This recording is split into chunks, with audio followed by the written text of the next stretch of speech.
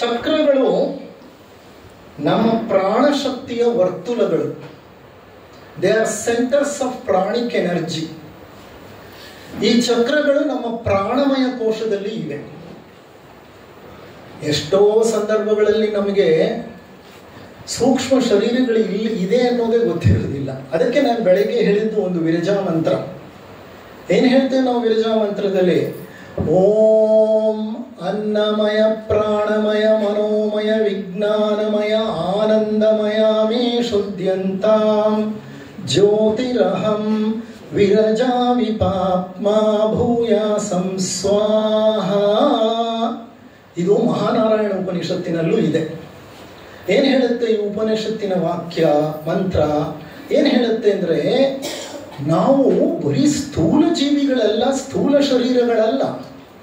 ನಮ್ಮ ಸ್ಥೂಲ ಶರೀರವಾದ ಅನ್ನಮಯ ಕೋಶ, ಇದು ಅನ್ನಮಯ ಕೋಶ, ಅನ್ನದಿಂದ ಮಾಡಲ್ಪಟ್ಟಿರೋ ಶರೀರ. ಈ ಶರೀರದ ಜೊತೆಗೆ ಸ್ಥೂಲ ಶರೀರಗಳಿವೆ. ಯಾವುದು? ಪ್ರಾಣಮಯ, ಮನೋಮಯ, ವಿಜ್ಞಾನಮಯ, ಆನಂದಮಯ. ಆನಂದಮಯ ಕೋಶವೇ ಆತ್ಮನ ಆವಾಸ ಸ್ಥಾನ. ಆತ್ಮನ ನೆಲೆ ಆ ಆನಂದಮಯ ಕೋಶದಲ್ಲಿ. ಅಂತಹ ಆತ್ಮನ ನೆಲೆಗೆ ನಾವು ಪ್ರಯಾಣ ಮಾಡಬೇಕಾದ್ರೆ ಯೋಗ ಮಾರ್ಗ ಬಹಳ ಮುಖ್ಯ.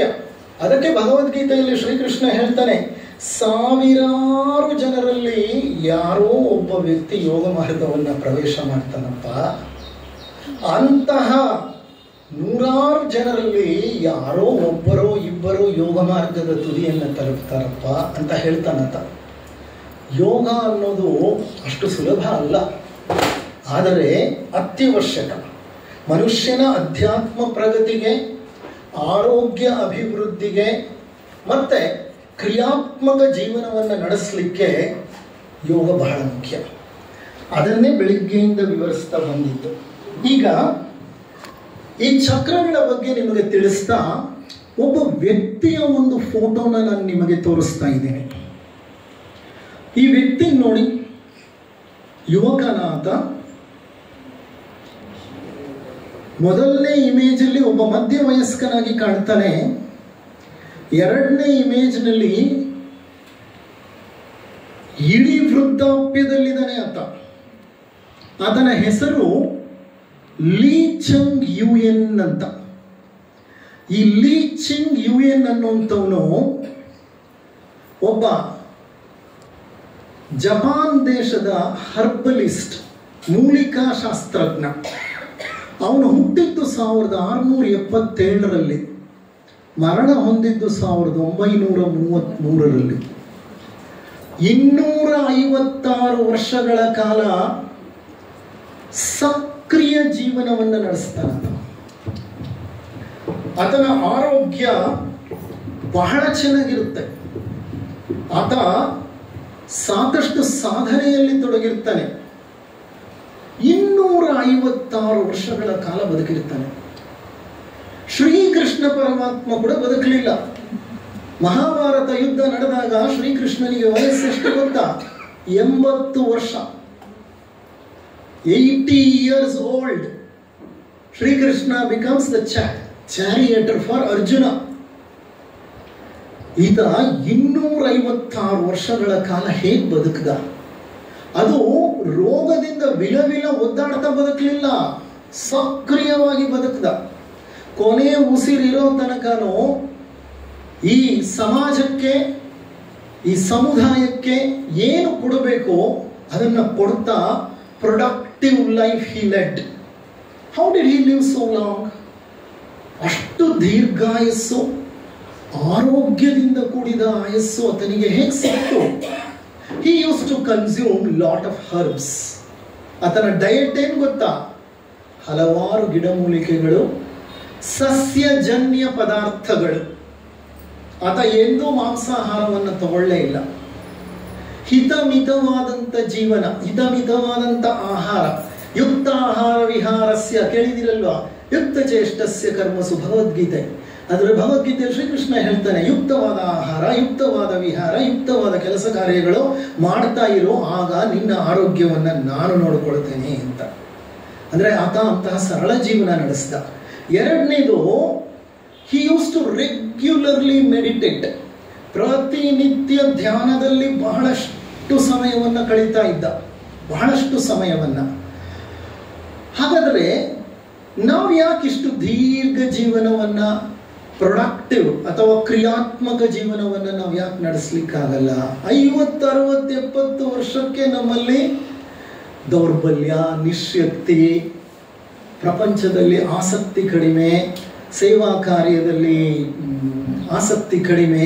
ಒಂದು ರೀತಿ ನಾವು we start isolating our selves. ನಾವು ಬಹಳ ಐಸೋಲೇಟ್ ಆಗ್ತಾ ಹೋಗ್ತೀವಿ. ವಯಸ್ಸಾಗ್ತಾ ಆಗ್ತಾ ಆಗ್ತಾ ಫ್ರೆಂಡ್ಸ್ ಕಡಿಮೆ, ರಿಲೇಟಿವ್ಸ್ ಕಡಿಮೆ, ಅವ್ರ ಮನೆಗೆ ಹೋಗಲ್ಲ, ಇವ್ರ ಮನೆಗೆ ಹೋಗಲ್ಲ, ಅವ್ರನ್ನ ಮಾತಾಡಲ್ಲ, ಇವ್ರನ್ನ ಮಾತಾಡಲ್ಲ, ಸಮಾಜ ಸಮುದಾಯ ಬದಿಗಿಡ್ತೀವಿ, ಒಂಥರ ಐಸೋಲೇಟ್ ಆಗಿಬಿಡ್ತೀವಿ. ಯಾಕೆ ಹೀಗೆ ಅಂತಂದ್ರೆ, why we cannot live productively and creatively? It is because of our own thoughts and beliefs. ನಮ್ಮ ಆಲೋಚನೆಗಳು, ನಮ್ಮ ನಂಬಿಕೆಗಳು, ನಮ್ಮ ವಿಶ್ವಾಸಗಳು, ನಮ್ಮ ಧೋರಣೆಗಳು, ನಮ್ಮ ಅಭಿಪ್ರಾಯಗಳು ನಮ್ಮ ಮನಸ್ಸನ್ನೆಲ್ಲ ಕಲುಷಿತಗೊಳಿಸ್ಬಿಟ್ಟಿವೆ. ಮನಸ್ಸಿನ ತುಂಬ ಏನು ತುಂಬಿದೆ ಹೇಳಿ? ಆಲೋಚನೆಗಳೇ ತುಂಬಿದೆ. ಆ ಆಲೋಚನೆಗಳೆಲ್ಲ ಯಾವುದಕ್ಕೆ ಸಂಬಂಧಪಟ್ಟಿರೋದು? ಗತ ಇತಿಹಾಸಕ್ಕೆ ಸಂಬಂಧಪಟ್ಟಿರೋದು, ಇಲ್ಲ ಭವಿಷ್ಯಕ್ಕೆ ಸಂಬಂಧಪಟ್ಟಿರೋದು. ಏನೋ ಅರಮನೆ ಕಟ್ತೀನಿ ಅನ್ನುವಂತಹ ಒಂದು ಭವಿಷ್ಯ, ಇಲ್ಲ ಆದದ್ದೆಲ್ಲ ಒಳ್ಳೆಯದಲ್ಲ, ನನಗಾಗಿದ್ದೆಲ್ಲ ಅನ್ಯಾಯ ಅನ್ನುವಂತಹ ಒಂದು ಭೂತಕಾಲಕ್ಕೆ ಸಂಬಂಧಪಟ್ಟ ವ್ಯರ್ಥ ವಿಲಾಪ. ಇಂಥ ಆಲೋಚನೆಗಳ ಮಧ್ಯೆನೇ ಇರ್ತೀವಿ. ಅಲ್ಲದೆ ಈ ಸಮಾಜ ಸಮುದಾಯದಲ್ಲಿ ಬದುಕುವಾಗ ನಮ್ಮದೇ ಆದಂಥ ಅಭಿಪ್ರಾಯ ವಿಶ್ವಾಸಗಳನ್ನು ಬೆಳೆಸ್ಕೊಂಡು ಬಿಡ್ತೇವೆ. ಅದೇ ಕರೆಕ್ಟು, ನಾ ಹೇಳೋದೇ ಕರೆಕ್ಟು, ನನ್ನ ಅಭಿಪ್ರಾಯವೇ ಸರಿ, ನನ್ನ ಧೋರಣೆಯೇ ಸರಿ ಅಂತ ನಾವು ಕಟ್ಟಿಬಿದ್ದು ಬಿಡ್ತೇವೆ. ಈ ಆಲೋಚನೆಗಳು ನಮ್ಮ ಬೆಳವಣಿಗೆಯನ್ನು ತಡೆಯುತ್ತೆ. ಜಿಡ್ಡು ಕೃಷ್ಣಮೂರ್ತಿಯವರ ಹೆಸರು ನೀವು ಕೇಳಿರಬಹುದು. ಅರ್ಥ ಆಗ್ತಾ ಇದೆಯಾ? Are you following? Okay, we need to elevate our consciousness. ನಮ್ಮ ಪ್ರಜ್ಞೆಯನ್ನು ಸ್ವಲ್ಪ ಮೇಲಕ್ಕೆ ಏರಿಸ್ಕೋಬೇಕು. ಈಗ ಜಿಡ್ಡು ಕೃಷ್ಣಮೂರ್ತಿಯವರು ಒಂದು ಕಡೆ ಹೇಳ್ತಾರೆ, ಬಹಳ ಸುಂದರವಾಗಿ ಹೇಳ್ತಾರೆ ಅವರು. ನನಗೆ ಅವರು ಹೇಳಿದಂಥ ಆ ಒಂದು ವಾಕ್ಯ ನನ್ನ ಮನಸ್ಸಿನ ಮೇಲೆ ಅಪಾರ ಪ್ರಭಾವವನ್ನು ಬೀರ್ತು. ಬಹಳ ಹಿಂದೆ ಓದಿದ್ದು ನಾನು ಇದನ್ನು, ಸುಮಾರು ಒಂದು 20 ವರ್ಷಗಳ ಹಿಂದೆ. ಅವರ ಕಾಮೆಂಟ್ರೀಸ್ ಆನ್ ಲಿವಿಂಗ್ ಅಂತ ಒಂದು ಪುಸ್ತಕ ಇದೆ, ಕಾಮೆಂಟ್ರೀಸ್ ಆನ್ ಲೈಫ್ ಲಿವಿಂಗ್. ಆ ಪುಸ್ತಕವನ್ನು ಓದುವಾಗ ಒಂದು ಕಡೆ ಸಿಕ್ತು ಇದು, ಈ ವಾಕ್ಯ. ಅವ್ರೇನು ಹೇಳ್ತಾರೆ ಅಂದರೆ, thought cannot solve any problem because thought it self is the problem ಅಂತ. ಅವ್ರೇನು ಹೇಳ್ತಾರೆ ಅಂದರೆ, ಯಾವ ಯೋಚನೆಯೂ ನಿನ್ನ ಸಮಸ್ಯೆಯನ್ನು ಪರಿಹರಿಸಲ್ಲ. ಯಾಕೆ ಅಂದರೆ ಯೋಚನೆಯೇ ಸಮಸ್ಯೆ. ಯೋಚನೆ ಅನ್ನೋ ಸಮಸ್ಯೆಯಿಂದ ನಿನ್ನ ಸಮಸ್ಯೆಯನ್ನ ನೀನು ಪರಿಹರಿಸ್ತೀನಿ ಅಂದರೆ ನೀನೊಬ್ಬ ಶುದ್ಧ ಮೂರ್ಖ. ನಿನ್ನಂಥ ಮೂರ್ಖ ಮತ್ತೊಬ್ಬನಿಲ್ಲ. ಅದಕ್ಕೆ ಅವರು ಬಹಳ ಸುಂದರವಾಗಿ ಸಕ್ಸೆಂಟ್ಲಿ ಬಹಳ ಪ್ರಿಸೈಸ್ ಆಗಿ ಹೇಳ್ತಾರೆ, thought cannot solve any problem because thought it self is a problem. ಹಾಗಾದ್ರೆ ಏನು ಮಾಡ್ಬೇಕು ನಾವು? ಈ ಸ್ಲೈಡು ಅದೇ ಹೇಳ್ತಾ ಇದೆ. ಥಾಟ್ಸ್ನ ಮೀರಿ ನಮ್ಮ ಪ್ರಜ್ಞೆ ಮೇಲೆ ಇರಬೇಕು. ಆಲೋಚನೆಗಳನ್ನು ವಿಸರ್ಜಿಸಬೇಕು. ನಮ್ಮ ಪ್ರಜ್ಞೆ ಸ್ಥೂಲ ಶರೀರ, ಪ್ರಾಣ ಶರೀರ, ಭಾವನಾ ಶರೀರ, ಮನೋಮಯ, ಕೆಳ ಮನೋಮಯ ಶರೀರವನ್ನು ದಾಟಬೇಕು. ಮನೋಮಯ ಕೋಶದಲ್ಲಿ 2 ಭಾಗ ಇದೆ, ಕೆಳಗಿನ ಮನೋಮಯ ಕೋಶ, ಮೇಲಿನ ಮನೋಮಯ ಕೋಶ. ಆ ಕೆಳಗಿನ ಮನೋಮಯ ಅಥವಾ ಮನಸ್ಸಿನ ಕೋಶವಿದೆಯಲ್ಲ, ಅಲ್ಲಿ ತುಂಬಿರೋದೆಲ್ಲ ಬರೀ ರದ್ದಿನೇ, ಅಲ್ಲಿ ತುಂಬಿರೋದೆಲ್ಲ ಬರೀ ತ್ಯಾಜ್ಯನೇ, ಬರೀ ವ್ಯರ್ಥವಾದ ವಿಷಯಗಳೇ. ಅದಕ್ಕೆ ರಜನೀಶ್ ಒಂದು ಕಡೆ ಹೇಳ್ತಾರೆ, ಅಯ್ಯ ನಿನ್ನ ಮನಸ್ಸೆಂಬುದು ಒಂದು ಕಸದ ತೊಟ್ಟಿ. ಅದು ಎಂಥ ಕಸದ ತೊಟ್ಟಿ ಅಂತಂದ್ರೆ, ನಿನ್ನ ಮನೆಯ ಆ ಬದಿಗೆ ಇರುವಂತಹ ಮುನಿಸಿಪಾಲಿಟಿಯ ತೊಟ್ಟಿ ಇದೆಯಲ್ಲ, ಆ ತೊಟ್ಟಿಗಿಂತ ಕೆಟ್ಟ ತೊಟ್ಟಿ ನಿನ್ನ ಮನಸ್ಸು. ಯಾಕಂದ್ರೆ ಮುನಿಸಿಪಾಲಿಟಿಯ ತೊಟ್ಟಿಯನ್ನ ಆಗಾಗ ಬಂದು BBMP ಅವ್ರು ಏನ್ ಮಾಡ್ತಾರೆ, ಕ್ಲೀನ್ ಮಾಡ್ತಿರ್ತಾರೆ. ಆದ್ರೆ ನಿನ್ನ ಮನಸ್ಸೆಂಬ ತೊಟ್ಟಿಯನ್ನ ನೀನು ಎಂದಿಗೂ ಕ್ಲೀನೇ ಮಾಡಿಲ್ಲ. ಅದರ ತುಂಬಾ ಆಲೋಚನೆಗಳು ತುಂಬಿದೆ. ಅದನ್ನ ನೀನು ವಿಸರ್ಜಿಸದೆ ನೀನು ಮುಂದುವರಿಯಲು ಯೋಗ ಮಾರ್ಗದಲ್ಲಿ ಸಾಧ್ಯವಿಲ್ಲ. Because thought it self is the problem. Okay, ಹಾಗಾದ್ರೆ ಏನ್ ಮಾಡಬೇಕು? ನಮ್ಮ ಆಲೋಚನೆಗಳನ್ನ ವಿಸರ್ಜಿಸಬೇಕು, ಕಳ್ಕೊಳ್ಬೇಕು. ನಮ್ಮ ಮನಸ್ಸನ್ನ ಖಾಲಿ ಮಾಡಬೇಕು ಅಂದ್ರೆ ಒಂದೇ ಒಂದು ವಿಧಾನ ಮನುಷ್ಯನಿಗೆ ತಿಳಿದಿರೋದು, ನಮ್ಮ ಸ್ಮೃತಿಗಳು, ನಮ್ಮ ಉಪನಿಷತ್ತುಗಳು, ವೇದಗಳು, ಬ್ರಹ್ಮಸೂತ್ರಗಳು ಎಲ್ಲ ನಮಗೆ ತಿಳಿಸ್ಕೊಟ್ಟಿರೋದು ಒಂದೇ ವಿಧಾನ, ಮೆಡಿಟೇಷನ್. ಧ್ಯಾನ ಒಂದೇ ನಾವು ತುಂಬಿಕೊಂಡಿರುವಂತಹ ಕಸವನ್ನ ಮನಸ್ಸಿನಿಂದ ಹೊರಗೆ ಹಾಕಲಿಕ್ಕೆ ವಿಧಾನ. ಹಾಗಾಗಿ ಜಗತ್ತಿನ ಎಲ್ಲ ಮತಗಳಲ್ಲೂ ಧ್ಯಾನ ಅನ್ನೋದು ಒಂದು ಕಾಮನ್ ಪ್ರಿಸ್ಕ್ರಿಪ್ಷನ್. ಯಾರನ್ನಾದ್ರೂ ಗಮನಿಸಿ ನೋಡಿ, ಸಿಖಿಸಮ್, ಬೌದ್ಧಿಸಮ್, ಜೈನಿಸಮ್, ಬಹಾಯ್, ಇಸ್ಲಾಂ, ಕ್ರಿಸ್ಟಿಯಾನಿಟಿ, ಜ್ಯೂಯಿಸಮ್, ಎಲ್ಲ ಮತಗಳ ಜನರು ಧ್ಯಾನ ಮಾಡ್ತಾರೆ. ಎಲ್ಲ ಮತಗಳು ಧ್ಯಾನವನ್ನು ಪ್ರಿಸ್ಕ್ರಿಪ್ಷನ್ ಆಗಿ ಕೊಡುತ್ತೆ. ಯಾಕೆ ಧ್ಯಾನ? ಯಾಕೆ ಧ್ಯಾನ ಅಂದರೆ ಹಲವಾರು ಕಾರಣಗಳಿದೆ ಧ್ಯಾನ ಯಾಕೆ ಅಂತ. ಒಂದು ಕಾರಣ, ನನ್ನ ಮನಸ್ಸನ್ನು ಪರಿಶುದ್ಧಗೊಳಿಸಿಕೊಳ್ಳಲು ಇರುವ ಒಂದೇ ಒಂದು ಮಾರ್ಗ ಧ್ಯಾನ. ನಮ್ಮ ವಿಜ್ಞಾನಿಗಳು ಮತ್ತು ಆಧುನಿಕ ವೈದ್ಯರ ಪ್ರಕಾರ meditation is the best medication. ಧ್ಯಾನ ಅನ್ನೋದೊಂದು ಪರಮ ಔಷಧ. ಎಷ್ಟೋ ದೈಹಿಕ ಕಾಯಿಲೆಗಳನ್ನು ವಾಸಿ ಮಾಡೋ ಶಕ್ತಿ ಧ್ಯಾನಕ್ಕೆ ಇದೆ. ಎರಡನೆಯದು, stop medication and start meditation. ಎಷ್ಟೋ ವೈದ್ಯರು ಹೇಳ್ತಿದ್ದಾರೆ, ಔಷಧಗಳನ್ನು ನಿಲ್ಲಿಸಿ ಧ್ಯಾನವನ್ನ ಪ್ರಾರಂಭಿಸಿ. ಇವಾಗ ನಮ್ಮ ಸ್ಮಿತಾರವರು ಬಂದಿದ್ರಲ್ಲ, ಅವರು ಯೋಗ ಶಿಕ್ಷಕಿ, ಅವರು ಎಷ್ಟೋ ಆಸ್ಪತ್ರೆಗಳಲ್ಲಿ ಕೆಲಸ ಮಾಡ್ತಿದ್ದಾರೆ. She is doing patient counselling, she is prescribing pranayama for them, teaching pranayama for them, meditation for them. ಹಲವಾರು ದೊಡ್ಡ ದೊಡ್ಡ ಹೈಟೆಕ್ ಆಸ್ಪತ್ರೆಗಳಲ್ಲಿ ಅವರು ವರ್ಕ್ ಮಾಡ್ತಾರೆ. ಅವರು ಅಂದರೆ ವೈದ್ಯರು ಸಹ ಧ್ಯಾನದ ಒಂದು ಪ್ರಾಮುಖ್ಯತೆಯನ್ನು ಜೀವನದಲ್ಲಿ ಕಂಡುಕೊಂಡಿದ್ದಾರೆ. ವೈಜ್ಞಾನಿಕ ಸಂಶೋಧನೆಗಳು ಸಹ ಅದನ್ನು ತಿಳಿಸಿ ಹೇಳ್ತಾ ಇವೆ. What is the precursor to meditation? ಧ್ಯಾನ ಮಾಡಲಿಕ್ಕೆ ಪೂರ್ವ ಸಿದ್ಧತೆ ಏನು? ಯಾವ ಹಂತವನ್ನು ತಲುಪಿದರೆ ನಾವು ಧ್ಯಾನಕ್ಕೆ ಇಳಿದು ಬಿಡ್ತೀವಿ, ತಂತಾನೆ ಇಳಿದು ಬಿಡ್ತೀವಿ ಧ್ಯಾನಕ್ಕೆ. ಯಾವಾಗ? The precursor to meditation is taking attention off from the world and worldly things. ಈ ಮಾಯಾ ಬಜಾರ್ ಇದೆ ನೋಡಿ ನಮ್ಮ ಸುತ್ತಮುತ್ತಲು ಜಗತ್ತು. ಈ ಜಗತ್ತೆಂಬ ಮಾಯಾ ಬಜಾರ್ನ ಎಲ್ಲ ಆಕರ್ಷಣೆಗಳಿಗೆ ಸಿಲುಕಿಬಿಟ್ಟಿದೆ ನಮ್ಮ ಮನಸ್ಸು, ನಮ್ಮ ಪ್ರಜ್ಞೆ. ಎಷ್ಟು ಆಶೆಗಳನ್ನು ತುಂಬಿಕೊಂಡಿದ್ದೀವಿ, ಹೌದಾ ಅಲ್ವಾ? ನಮ್ಮ ಡಿ ವಿ ಗುಂಡಪ್ಪನವರು ಬಹಳ ಸುಂದರವಾಗಿ ಹೇಳ್ತಾರೆ, ದಾಸರೋ ನಾವೆಲ್ಲ ಶುನಕನಂದದಿ ಜಗದಿ, ದಾಸರೋ ನಾವೆಲ್ಲ ಶುನಕನಂದದಿ ಜಗದಿ. ಅಂದರೆ ನಾಯಿಗಳ ತರ ನಾವು ವಾಸನೆಗಳ ಹಿಂದೆ ಬಿದ್ದುಬಿಟ್ಟಿದ್ದೀವಿ. ಅದಕ್ಕೆ ಅವರು ಹೇಳ್ತಾರೆ, ಯಾವುದೋ ಒಂದು ವಾಸನೆ ದೂರದಲ್ಲಿ ಕಂಡು ಬಂದರೆ ತಿಪ್ಪೆ ಮೇಲೆ ಮಲಗಿರೋ ನಾಯಿ ಏನ್ ಮಾಡುತ್ತೆ ಗೊತ್ತಾ? ಎದ್ದೇನಾಗುತ್ತೆ, ಓಡುತ್ತೆ ವಾಸನೆ ಬರ್ತಿರೋ ಕಡೆಗೆ. ನಮ್ಮ ಮನಸ್ಸು ಹಾಗೆ. ಅವರು ಅದೇ ಉದಾಹರಣೆ ಕೊಡ್ತಾರೆ, ದಾಸರೋ ನಾವೆಲ್ಲ ಶುನಕನಂದದಿ ಜಗದಿ. ವಾಸನೆಗಳ ಸೆಳೆತಕ್ಕೆ ದಿಕ್ಕು ದಿಕ್ಕಿನಲ್ಲಿ ಆಶೆಗಳು ಹೊರಗಿಹುವು, ಆಶೆಗಳು ಕೊಂಡಿಗಳು ಒಳಗಿಹವು. ವಾಸನಾಕ್ಷಯ ಮೋಕ್ಷ ಮಂಕುತಿಮ್ಮ. ಎಷ್ಟು ಆಕರ್ಷಣೆಗಳು! ನಾನು, ನನ್ನ ವೃತ್ತಿ, ನನ್ನ ಪದವಿ, ನನ್ನ ಅಧಿಕಾರ, ನನ್ನ ಕೀರ್ತಿ, ನನ್ನ ವಿದ್ಯೆ, ನನ್ನ ಸಂಸಾರ, ನನ್ನ ಕುಟುಂಬ, ನನ್ನ ಮನೆ. ಎಷ್ಟು ವ್ಯಾಮೋಹಗಳಿಗೆ, ಆಶೆಗಳಿಗೆ ಸಿಲುಕಿಕೊಂಡಿದ್ದೀವಿ. ದಿಕ್ಕು ದಿಕ್ಕಿನಲ್ಲಿ ವಾಸನೆಗಳ ಸೆಳೆತಕ್ಕೆ ದಿಕ್ಕು ದಿಕ್ಕಿನಲ್ಲಿ ನಮ್ಮ ಪ್ರಜ್ಞೆ ಹರಿದು ಹಂಚಿ ಹೋಗಿದೆ. ಪ್ರಜ್ಞೆ ಹರಿದು ಹಂಚಿ ಹೋದ ಪ್ರಜ್ಞೆ ಇದು, ಒಮ್ಮುಖವಾಗಿರೋ ಪ್ರಜ್ಞೆ ಅಲ್ಲ. ಹರಿದು ಹಂಚಿ ಹೋದಂತಹ ಈ ಪ್ರಜ್ಞೆಗೆ ಮೂಲ ಕಾರಣ ನಮ್ಮಲ್ಲಿರೋ ಆಶೆಗಳು. ಆಶೆಗಳ ಹಿಂದೆ ನಿಂತಿರೋದು ಆಲೋಚನೆಗಳು. ಆಶೆಗಳ ಹಿಂದೆ ನಿಂತಿರೋದು ಆಲೋಚನೆಗಳು. Where there is a thought, there is a desire. ನಾವು ರಾಗದ್ವೇಷಗಳು ಅಂತ ಹೇಳ್ತೇವೆ. ನಮ್ಮ ವೇದಾಂತದಲ್ಲಿ ಕೇಳಿರ್ಬೋದು, ರಾಗ ಅಂದರೆ ಆಕರ್ಷಣೆ, ಇದು ನನಗೆ ಬೇಕು. ದ್ವೇಷ ಅಂದರೆ ಇದು ನನಗೆ ಬೇಡ. ಏನು ಬೇಕು? ಸಾಕಷ್ಟು ಹಣ ಬೇಕು, ದೊಡ್ಡ ಅರಮನೆ ಬೇಕು, ದೊಡ್ಡ BMW ಕಾರ್ ಬೇಕು, ಸುಂದರವಾದ ಹೆಂಡತಿ ಬೇಕು, ಒಳ್ಳೆ ಮಕ್ಕಳು ಬೇಕು, ಬೇಕು ಬೇಕು ಬೇಕು. ಡಯಾಬಿಟಿಸ್ ಬೇಡ ಸರ್, ದಯವಿಟ್ಟು ಬೇಡ ಸರ್. ಹೈಪರ್ ಟೆನ್ಷನ್ ಬೇಡ ಸರ್. ಸರ್ ಕ್ಯಾನ್ಸರ್ ಬೇಡ ಸರ್, ನೋಡಿದ್ದೀನಿ ಸರ್, ವಿಪರೀತ ನರಳ್ತಾರೆ ಸರ್ ಕ್ಯಾನ್ಸರಲ್ಲಿ, ಬೇಡ ಸರ್. ಅಂದ್ರೆ ಬೇಡಗಳು ಒಂದು ಲಿಸ್ಟು, ಬೇಕುಗಳು ಒಂದು ಲಿಸ್ಟು. ಬೇಕುಗಳನ್ನ ಪಡೆಯಲಿಕ್ಕೆ, ಬೇಡಗಳನ್ನ ದೂರ ಇಡ್ಲಿಕ್ಕೆ ಜೀವನ ಎಲ್ಲ ಭಾವನೆ ಪಡ್ತೀವಿ, ಜೀವನ ಎಲ್ಲ ಭಾವನೆ ಪಡ್ತೀವಿ. ಅದಕ್ಕೆ ಅವ್ರು ಹಾಗೆ ಹೇಳಿದ್ದು ವಾಸನಾಕ್ಷಯ ಮೋಕ್ಷ ಮಂಕುತಿಮ್ಮ ಅಂತ.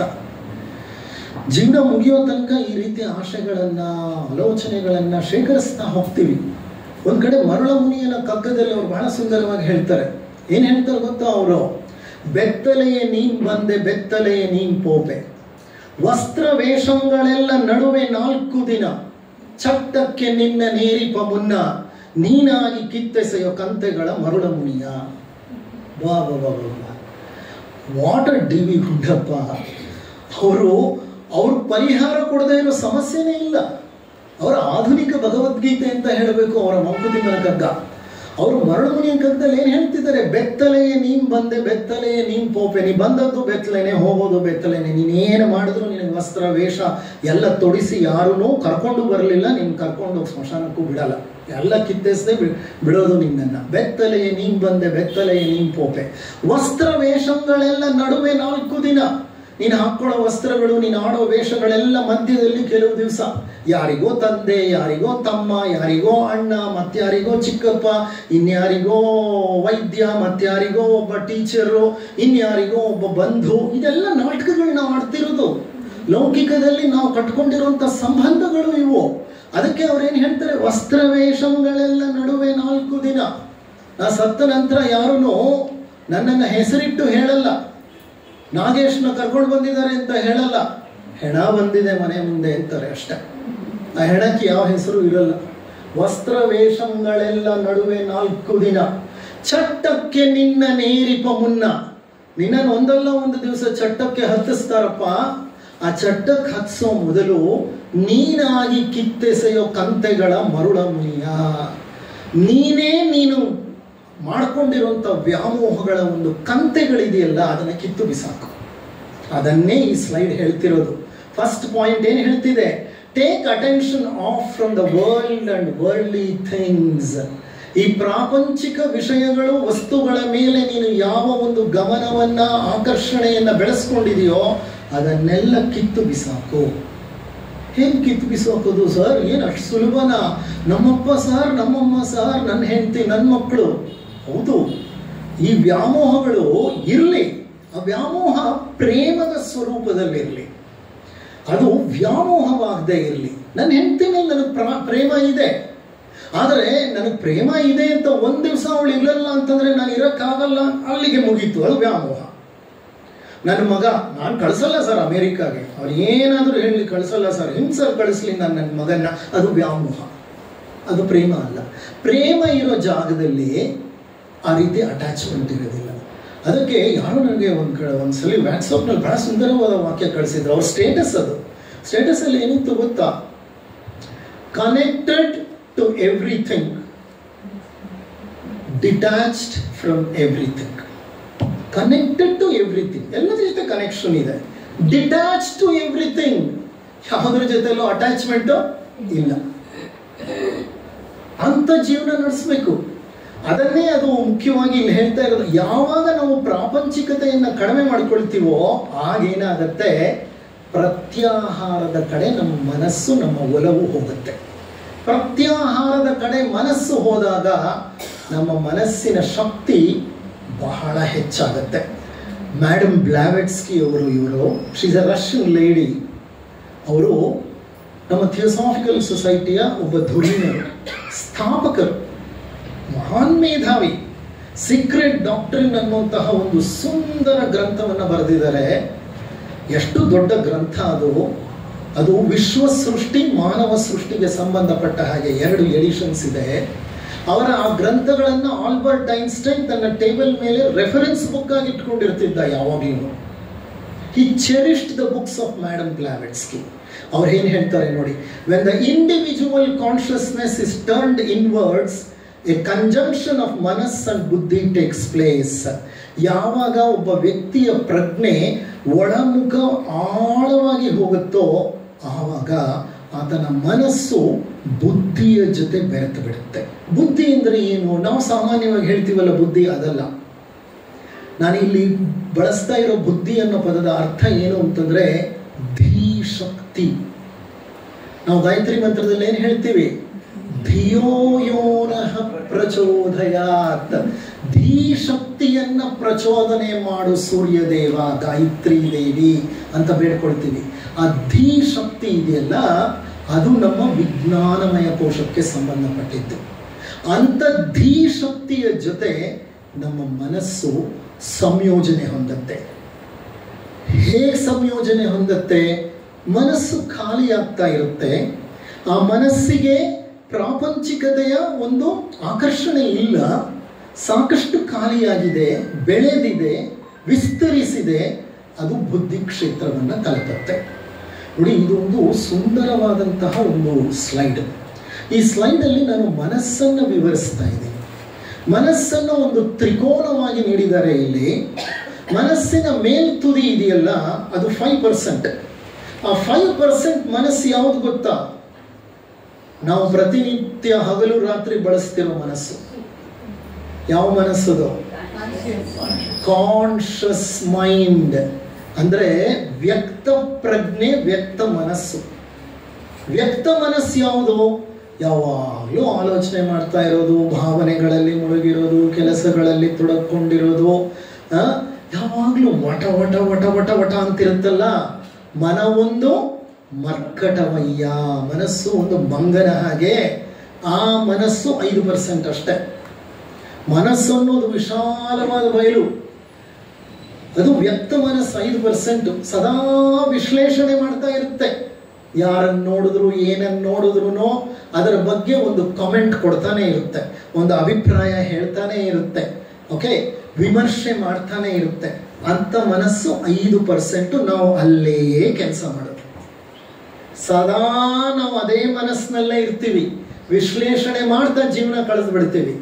ಆದರೆ ಅದರ ಕೆಳಗಡೆ 95% ಇದೆಯಲ್ಲ, ಅದು ಸಬ್ ಕಾನ್ಷಿಯಸ್ ಮೈಂಡ್, ಅನ್ಕಾನ್ಷಿಯಸ್ ಮೈಂಡ್. ಅಂದರೆ ಅದು ಅರೆವ್ಯಕ್ತ ಮನಸ್ಸು ಮತ್ತು ಸುಪ್ತ ಮನಸ್ಸು. ಇದು ಹೇಗೆ ಅಂದರೆ, ದೊಡ್ಡ ಪ್ಲೇ ಗ್ರೌಂಡ್ ಇದೆ, ಬಹಳ ವಿಶಾಲವಾದದ್ದು. ಆ ವಿಶಾಲವಾದ ಪ್ಲೇ ಗ್ರೌಂಡಲ್ಲಿ ಬರೀ 5% ಜಾಗದಲ್ಲಿ ನಾನು ಆಟ ಆಡ್ತಿದ್ದೀನಿ. ಆದರೆ ನನ್ನ ದುರದೃಷ್ಟ, ನನ್ನ ಅಜ್ಞಾನ ಅಷ್ಟೇ ಪ್ಲೇ ಗ್ರೌಂಡ್ ಅಂತ ಅಂದ್ಕೊಂಡಿದ್ದೀನಿ. ಕೂಪಮಂಡೂಕ ಇದ್ದ ಹಾಗೆ. ಪ್ಲೇ ಗ್ರೌಂಡ್ ಇರೋದೇ ಇಷ್ಟು, ನನಗೆ ಗೊತ್ತಪ್ಪ ಚೆನ್ನಾಗಿ, ಇಷ್ಟೇ ಇರೋದು ಪ್ಲೇ ಗ್ರೌಂಡು. ಆದರೆ ಗೊತ್ತಿಲ್ಲದೆ ಇರೋದು ಎಷ್ಟಿದೆ? 95% ಸಬ್ ಕಾನ್ಷಿಯಸ್ ಮೈಂಡ್ ಇದೆ, ಅನ್ಕಾನ್ಷಿಯಸ್ ಮೈಂಡ್ ಇದೆ. ಆ ಸಬ್ ಕಾನ್ಷಿಯಸ್ ಮತ್ತೆ ಅನ್ಕಾನ್ಷಿಯಸ್ ಮೈಂಡ್ ಅಲ್ಲಿ ಏನಿದೆ ಗೊತ್ತಾ? ಯಾವ ಬಯಕೆಗಳನ್ನು ನಮಗೆ ಈಡೇರಿಸಿಕೊಳ್ಳಲಿಕ್ಕಾಗಲಿಲ್ವೋ ಅದನ್ನು ತಳ್ಳಿಟ್ಟಿದ್ದೀವಿ. ಎಲ್ಲ suppressed emotions and suppressed thoughts are hidden in the unconscious and subconscious. ಈ ವ್ಯಕ್ತ ಮನಸ್ಸು ಡಾಮಿನೇಟಿಂಗ್ ಫೋರ್ಸ್ ಆಗ್ಬಿಟ್ಟಿದೆ ನಮ್ಮಲ್ಲಿ. ಆಲೋಚನೆಗಳ ಮಧ್ಯೆ ಮುಳುಗಿರೋದ್ರಿಂದ ಬರೀ 5% ಮನಸ್ಸು ಕೆಲಸ ಮಾಡ್ತಿದೆ. 95% ಒಳಗಿದ್ರೂ ಅದರಲ್ಲಿ ನಾವು ಏನೇನೋ ರದ್ದಿ ತುಂಬಿದ್ರೂ ಅದರ ಪರಿಚಯನೇ ನಮ್ಗೆ ಆಗಿಲ್ಲ. ಇದು ಹೇಗೆ ಅಂದರೆ, ಒಂದು ದೊಡ್ಡ ಮನೆ. ಆ ಮನೆಯಲ್ಲಿ ಏನು ಮಾಡಿದ್ದಾರೆ ಶ್ರೀಮಂತರು, 3 ತಿಂಗಳಿಗೆ 6 ತಿಂಗಳಿಗೆ ಟಿ ವಿ ಬದಲಾಯಿಸ್ತಾರೆ, 3 ತಿಂಗಳು 6 ತಿಂಗಳಿಗೆ ಕಿಚನ್ ವೇರ್ ಬದಲಾಯಿಸ್ತಾರೆ, 3 ತಿಂಗಳು 6 ತಿಂಗಳಿಗೆ ಬಾತ್ರೂಮ್ ಸೆಟ್ಗಳು ಬದಲಾಯಿಸ್ತಾರೆ. ಬದಲಾಯಿಸಿದಾಗೆಲ್ಲ ಏನು ಮಾಡ್ತಾರೆ, ಅದೇನೇನು ಗುಜರಿ ಸಾಮಾನುಗಳು ಬರ್ತವೋ ಅದನ್ನೆಲ್ಲ ತಗೊಂಡೋಗಿ ಏನು ಮಾಡಿದ್ದಾರೆ, ಅದನ್ನೆಲ್ಲ ತಗೊಂಡೋಗಿ ಕೆಳಗೆ ಕೆಳಗೆ ನೆಲಮಾಳಿಗೆಯಲ್ಲಿ ತುಂಬಿಟ್ಟಿದ್ದಾರೆ. ಅದು ಬೇಡ ನನಗೆ. ಯಾಕೆ ಬೇಡ? ಬಲವಂತಕ್ಕೆ ಬೇಡ. ಯಾರೋ ನನಗೆ ಸಪ್ರೆಸ್ ಮಾಡಿದ್ರು ಆ ಎಮೋಷನ್ನು, ಅದನ್ನು ನಾನು I don't want to carry it because it hurts me, I want to push it down. ಈ ಥರ ನೆಲಮಾಳಿಗೆ ತುಂಬ ರದ್ದಿ ತುಂಬಿದೆ. ನಾವು ನೆಲಮಾಳಿಗೆಗೆ ಹೋಗೇ ಇಲ್ಲ, ಆ ಜಾಗ ಪೂರ್ತಿ ರದ್ದಿ ತುಂಬಿಕೊಂಡಿದೆ. ಮೇಲ್ಗಡೆ ಆರಾಮಾಗಿ ಆಲೋಚನೆಗಳ ಮಧ್ಯೆ ಕಾಲ ಕಳೀತಾ ಇದ್ದೀವಿ. ಈಗ ಒಟ್ಟಿನಲ್ಲಿ ಏನಾಯಿತು, ಮನಸ್ಸು ತುಂಬ ರದ್ದಿ ಇದೆ. ಹೇಗೆ? 5% ದಿನಾ ಮಾಡೋ ಆಲೋಚನೆಗಳು. ಆಲೋಚನೆ ಹೇಗಿರುತ್ತೆ ನೀವು ಗಮನಿಸಿ ನೋಡಿದ್ದೀರಾ? ಒಂದು ಆಲೋಚನೆ ಅಲೆ ಮೇಲೆದ್ದು ಕೆಳಗಿಳಿದ್ರೆ ಅದ್ರ ಬಾಲ ಹಿಡ್ಕೊಂಡು ಇನ್ನೊಂದು ಆಲೋಚನೆ ಮೇಲೆದ್ದಿರುತ್ತೆ, ಅದರ ಹಿಂದೆ ಇನ್ನೊಂದು ಆಲೋಚನೆ ಮೇಲೆದ್ದಿರುತ್ತೆ. ನಾನು ಬೆಳಿಗ್ಗೆ ನಿಮಗೊಂದು ಉದಾಹರಣೆ ಹೇಳ್ತಿದ್ದೆ. ನಾನು 5ನೇ ಕ್ಲಾಸ್ನಲ್ಲಿದ್ದಾಗ ನಮ್ಮ ಟೀಚರ್ ನನಗೆ ಹೊಡೆದ್ರು, ಇವತ್ತು ಧ್ಯಾನ ಮಾಡಕ್ಕೆ ಕೂತ್ಕೊಂಡ್ರೆ ಜ್ಞಾಪಕ ಬಂದ್ಬಿಡುತ್ತೆ ಅಂತ. ಅದೊಂದೇ ಜ್ಞಾಪಕ ಬರೋದಿಲ್ಲ, ಅದು ಹೊಡೆದ ಜ್ಞಾಪಕ ಬಂದ ತಕ್ಷಣ ನನ್ನ ಪಕ್ಕದಲ್ಲಿ ಜಯಪ್ರಕಾಶ ಕೂತಿದ್ದ, ಅವ್ನು ಕಿಸಕ್ಕನೆ ನಕ್ಕ. ಯಾಕೆ ನಕ್ಕ? ಅವ್ನು ಮಾಡಿದ ಗಲಾಟೆ, ಆದ್ರೆ ಏಟ್ ಹೊಡ್ಸ್ಕೊಂಡಿದ್ದು ನಾನು. ಅವ್ನು ನಕ್ಕ. ಅವ್ನು ನಕ್ಕ ತಕ್ಷಣ ಕ್ಲಾಸಲ್ಲಿರೋರೆಲ್ಲ ಏನ್ ಮಾಡಿದ್ರು? ಜೋರಾಗಿ ನಕ್ಕು ಬಿಟ್ರು. ನನ್ಗೆ ಒಂದ್ರ ಹಿಂದೆ ಒಂದೀಗ ಎಲ್ಲಿಗೆ ಬರುತ್ತೆ ಗೊತ್ತಾ? ಆ ಶಾಲೆ, ಆ ಸ್ಕೂಲಲ್ಲಿ ನಾವು ಕೂತಿದ್ದು, ನಮ್ಮ ಪಾಠ ಮಾಡ್ತಿದ್ದ ಮೇಷ್ಟ್ರುಗಳು, ಆ ಪ್ಲೇ ಅಂದ್ರೆ ಒಂದಕ್ಕೊಂದು ಸಂಬಂಧಿತವಾಗಿ ನೂರಾರು ಸಾವಿರಾರು ಆಲೋಚನೆಗಳ ಮೇಲೆ ಬಿಡುತ್ತೆ. ಈ ಆಲೋಚನೆಗಳ ಮಧ್ಯೆ ನಮ್ಮನ್ನು ನಾವು ಮರ್ತೇ ಬಿಡ್ತೇವೆ. ಈಗ ನಾವು ಮಾಡಬೇಕಾಗಿರೋ ಕೆಲಸ ಏನು? ಯೋಗ ಮಾರ್ಗದಲ್ಲಿ ಆ 5% ಮನಸ್ಸನ್ನ ದಾಟಬೇಕು. ದಾಟಿ ಏನ್ ಮಾಡಬೇಕು? 95% ಕೆಳಭಾಗ ಇದೆಯಲ್ಲ, ಅರೆವ್ಯಕ್ತ ಮನಸ್ಸು ಮತ್ತೆ ಸುಪ್ತ ಮನಸ್ಸು, unconscious mind and subconscious mind, ಅಲ್ಲಿ ಹೋಗ್ಬೇಕು. ಅಲ್ಲಿ ಹೋದ್ರೇನೆ ನಮ್ಮ OS ನಮ್ಮ ಕೈಗೆ ಸಿಕ್ಕೋದು. OS ಅಂದ್ರೆ ಆಪರೇಟಿಂಗ್ ಸಿಸ್ಟಮ್. ನಮ್ಮ ಬ್ರೈನಲ್ಲಿ ಒಂದು OS ಇದೆ, ANS ಅಂತೀವಿ ನಾವು, ಆಟೋನಾಮಿಕ್ ನರ್ವಸ್ ಸಿಸ್ಟಮ್. ಈ ಆಟೋನಾಮಿಕ್ ನರ್ವಸ್ ಸಿಸ್ಟಮೇ ನಮ್ಮ ಆಪರೇಟಿಂಗ್ ಸಿಸ್ಟಮ್. ಈಗ ವಿಂಡೋಸ್ ಇರುತ್ತೆ, ನೀವು ನೋಡಿದಿರಲ್ವಾ? Windows is the OS for our word format, word ಎಲ್ಲ ನಾವೆಲ್ಲ ಲ್ಯಾಪ್ಟಾಪ್ನಲ್ಲಿ ಅದನ್ನೇ ಹಾಕ್ಕೊಂಡಿರ್ತೀವಿ. ಅದರ ಒಂದು ಆಪರೇಟಿಂಗ್ ಸಿಸ್ಟಮು ನಮ್ಮ ಅನ್ಕಾನ್ಷಿಯಸ್ ಮತ್ತು ಸಬ್ ಕಾನ್ಷಿಯಸ್ ಅಲ್ಲಿ ಇರುತ್ತೆ. ಅಲ್ಲಿ ತಲುಪಬೇಕು ಅಂದರೆ ನಾವು 5% ಮೈಂಡ್ನ ದಾಟಬೇಕು. ಹೇಗೆ 5% ಮೈಂಡ್ನ ದಾಟೋದು? ಅದು ದಾಟಕ್ಕೆ ಹಲವಾರು ವಿಧಾನಗಳಿದೆ. ನಾನು ಒಂದು ಮೆದುಳಿನ ವಿಚಾರವನ್ನು ನಿಮ್ಮ ಜೊತೆ ಹಂಚಿಕೊಂಡು ಮುಂದೆ ಹೋಗ್ತೇನೆ. ಈ ಮೆದುಳು ಇದೆಯಲ್ಲ, it is nothing but a clump of nerves. It's a bundle of nerves. ಎಷ್ಟು ನರಗಳಿದೆ ಗೊತ್ತಾ ಮೆದುಳಿನಲ್ಲಿ? 100 billion nerve cells are there, neurons are there. 100 billion ಅಂದ್ರೆ ಎಷ್ಟು ಗೊತ್ತಾ? 1 ಬಿಲಿಯನ್ಗೆ 100 ಕೋಟಿ. 100 ಬಿಲಿಯನ್ ಅಂದ್ರೆ ಎಷ್ಟು? 10,000 ಕೋಟಿ ನರಕೋಶಗಳು ನಮ್ಮ ಮೆದುಳಿನಲ್ಲಿದೆ. 10,000 ಕೋಟಿ ನರಕೋಶಗಳು, ಒಂದಕ್ಕೊಂದು ಹೆಡ್ಕೊಂಡಿದೆ ಈ ನರಕೋಶಗಳು. ಇಂತಹ ಕಾಂಪ್ಲಿಕೇಟೆಡ್ ಮೆದುಳು ಸದಾ ಇಟ್ ಕೀಪ್ಸ್ ಫೈರಿಂಗ್. ಆ ನರಗಳಿರುತ್ತಲ್ಲ, ಆ ನರಗಳಲ್ಲಿ ಇಂಪಲ್ಸಸ್ ಪಾಸ್ ಆಗುತ್ತೆ. The nerves keep firing. ಹೇಗೆ ಒಂದು ವಿದ್ಯುತ್ ತಂತಿಯಲ್ಲಿ ವಿದ್ಯುತ್ ಪ್ರವಹಿಸುತ್ತಿದ್ದಾಗ ಶಾಕ್ ಹೊಡೆಯುತ್ತೋ, ಹಾಗೆ ನರತಂತುಗಳ ಮೂಲಕ ಹಲವಾರು ಸಂದೇಶಗಳು, ಡೇಟಾ ಸದಾ ಫೈರ್ ಆಗ್ತಾ ಇರುತ್ತೆ. It keeps firing.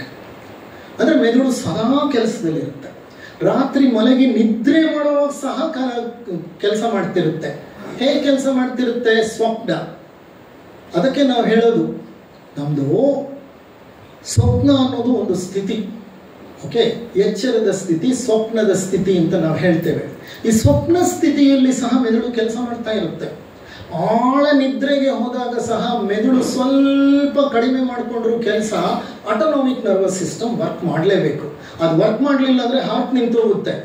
ಅದು ವರ್ಕ್ ಮಾಡಲಿಲ್ಲ ಅಂದರೆ ಲಂಗ್ಸ್ ನಿಂತು ಹೋಗುತ್ತೆ. ಆಟೋನಾಮಿಕ್ ನರ್ವಸ್ ಸಿಸ್ಟಮ್ ನಾವು ಹುಟ್ಟಿದಾಗಿಂದ ಸಾಯೋ ತನಕ ಕೆಲಸ ಮಾಡ್ತಾಲೇ ಇರಬೇಕು.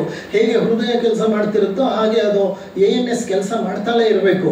ಅಟ್ಲೀಸ್ಟ್ CNS ಸೆಂಟ್ರಲ್ ನರ್ವಸ್ ಸಿಸ್ಟಮ್ಗೆ ಸ್ವಲ್ಪ ರೆಸ್ಟ್ ಯಾವಾಗಲೂ ಸಿಕ್ಕುತ್ತೆ ಆಳ ನಿದ್ರೆಗೆ ಹೋದಾಗ. ಆಳ ನಿದ್ರೆಗೆ ನಾವು ಯಾವಾಗ ಹೋಗ್ತೀವಿ? ಆಧುನಿಕ ಜಗತ್ತಿನಲ್ಲಿ ಆಳ ನಿದ್ರೆ ಅನ್ನೋದು ನಾವು ಮಾಡಿ ಎಷ್ಟೋ ವರ್ಷಗಳೇ ಆಗೋಯ್ತು. ಆಳ ನಿದ್ರೆ ಅಂದರೆ ಎಂಥ ನಿದ್ರೆ ಗೊತ್ತಾ? ನಾವು ನಿದ್ರೆ ಮಾಡಿ ಎದ್ರೆ, ಅಯ್ಯೋ ನಾನು ಎಲ್ಲಿದ್ದೆ ಇಷ್ಟೊತ್ತು, ನಾನು ಬದುಕಿದ್ದೀನಾ ಅನ್ನೋ ಡೌಟ್ ನಮಗೆ ಬರಬೇಕು. ಅದು ಆಳ ನಿದ್ರೆ. ಎಂದಾದರೂ ನೀವು ರಾತ್ರಿ ಮಲಗಿ ಬೆಳಿಗ್ಗೆ ಎದ್ದಾಗ ನಾನು ಬದುಕಿದ್ದೀನಾ ಅನ್ನೋ ಪ್ರಶ್ನೆ ಕೇಳ್ಕೊಂಡಿದ್ದೀರಾ? ಇಲ್ಲ. ಅಂತ ನಿದ್ರೆ ನಮಗೆ ಬಾರದೇ ಇಲ್ಲ. ಹಂಗಾಗ್ಬಿಟ್ಟಿದೆ ನಮ್ಮ ಜೀವನದ ಒಂದು ರೂಪರೇಖೆ. ಆ ಸ್ಥಿತಿಗೆ ಕರ್ಕೊಂಡು ಬಂದು ನಮ್ಮನ್ನು ಬಿಟ್ಬಿಟ್ಟಿದೆ. ಇರಲಿ, ಈಗ ಸದಾ ಫೈರ್ ಮಾಡ್ತಿರುತ್ತಲ್ಲ ಈ ನರಗಳು. ನಾವೀಗ ಎಚ್ಚರವಾಗಿದ್ದೀವಿ, ಸತ್ಸಂಗದಲ್ಲಿ ಭಾಗವಹಿಸ್ತಿದ್ದೀವಿ, ಯಾರೋ ವಿಚಾರಗಳು ಹೇಳ್ತಿದ್ದಾರೆ, ನೀವೆಲ್ಲ ಕೇಳ್ತಾ ಇದ್ದೀರಿ, ಏನೋ ಆಲೋಚನೆ ಮಾಡ್ತಾ ಇದ್ದೀರಿ. ಈ ಹಂತದಲ್ಲಿ ನಮ್ಮ ಮೆದುಳು ಉತ್ಪತ್ತಿ ಮಾಡೋ ಅಲೆಗಳಿದೆಯಲ್ಲ, ಆ ಅಲೆಗಳು ಹೆಚ್ಚು ಕಡಿಮೆ 13ರಿಂದ 30ರಷ್ಟು ತರಂಗಗಳು 1 ಸೆಕೆಂಡಿಗೆ ಉತ್ಪತ್ತಿ ಆಗುತ್ತೆ. ದಿಸ್ ಇಸ್ ಕಾಲ್ಡ್ ಹರ್ಡ್ಸ್ ಅಂತ. 13 to 30 ಹರ್ಟ್ಸ್ ಸೆಕೆಂಡಿಗೆ ನಮ್ಮ ಮೆದುಳಿನಿಂದ, ಸೆಕೆಂಡಿಗೆ, ನಿಮಿಷ ಅಲ್ಲ, ಸೆಕೆಂಡಿಗೆ 13 ರಿಂದ 30 ತರಂಗಗಳು, ಕಂಪನಗಳು ಮೆದುಳಿನಿಂದ ಹೊರಗೆ ಬರ್ತಿದೆ. ನೀವು 30 ಇರ್ಬೋದು, ನನಗೆ 20 ಇರ್ಬೋದು, ಅವ್ರಿಗೆ 15 ಇರ್ಬೋದು, ಇನ್ನೊಬ್ರಿಗೆ 18 ಇರ್ಬೋದು.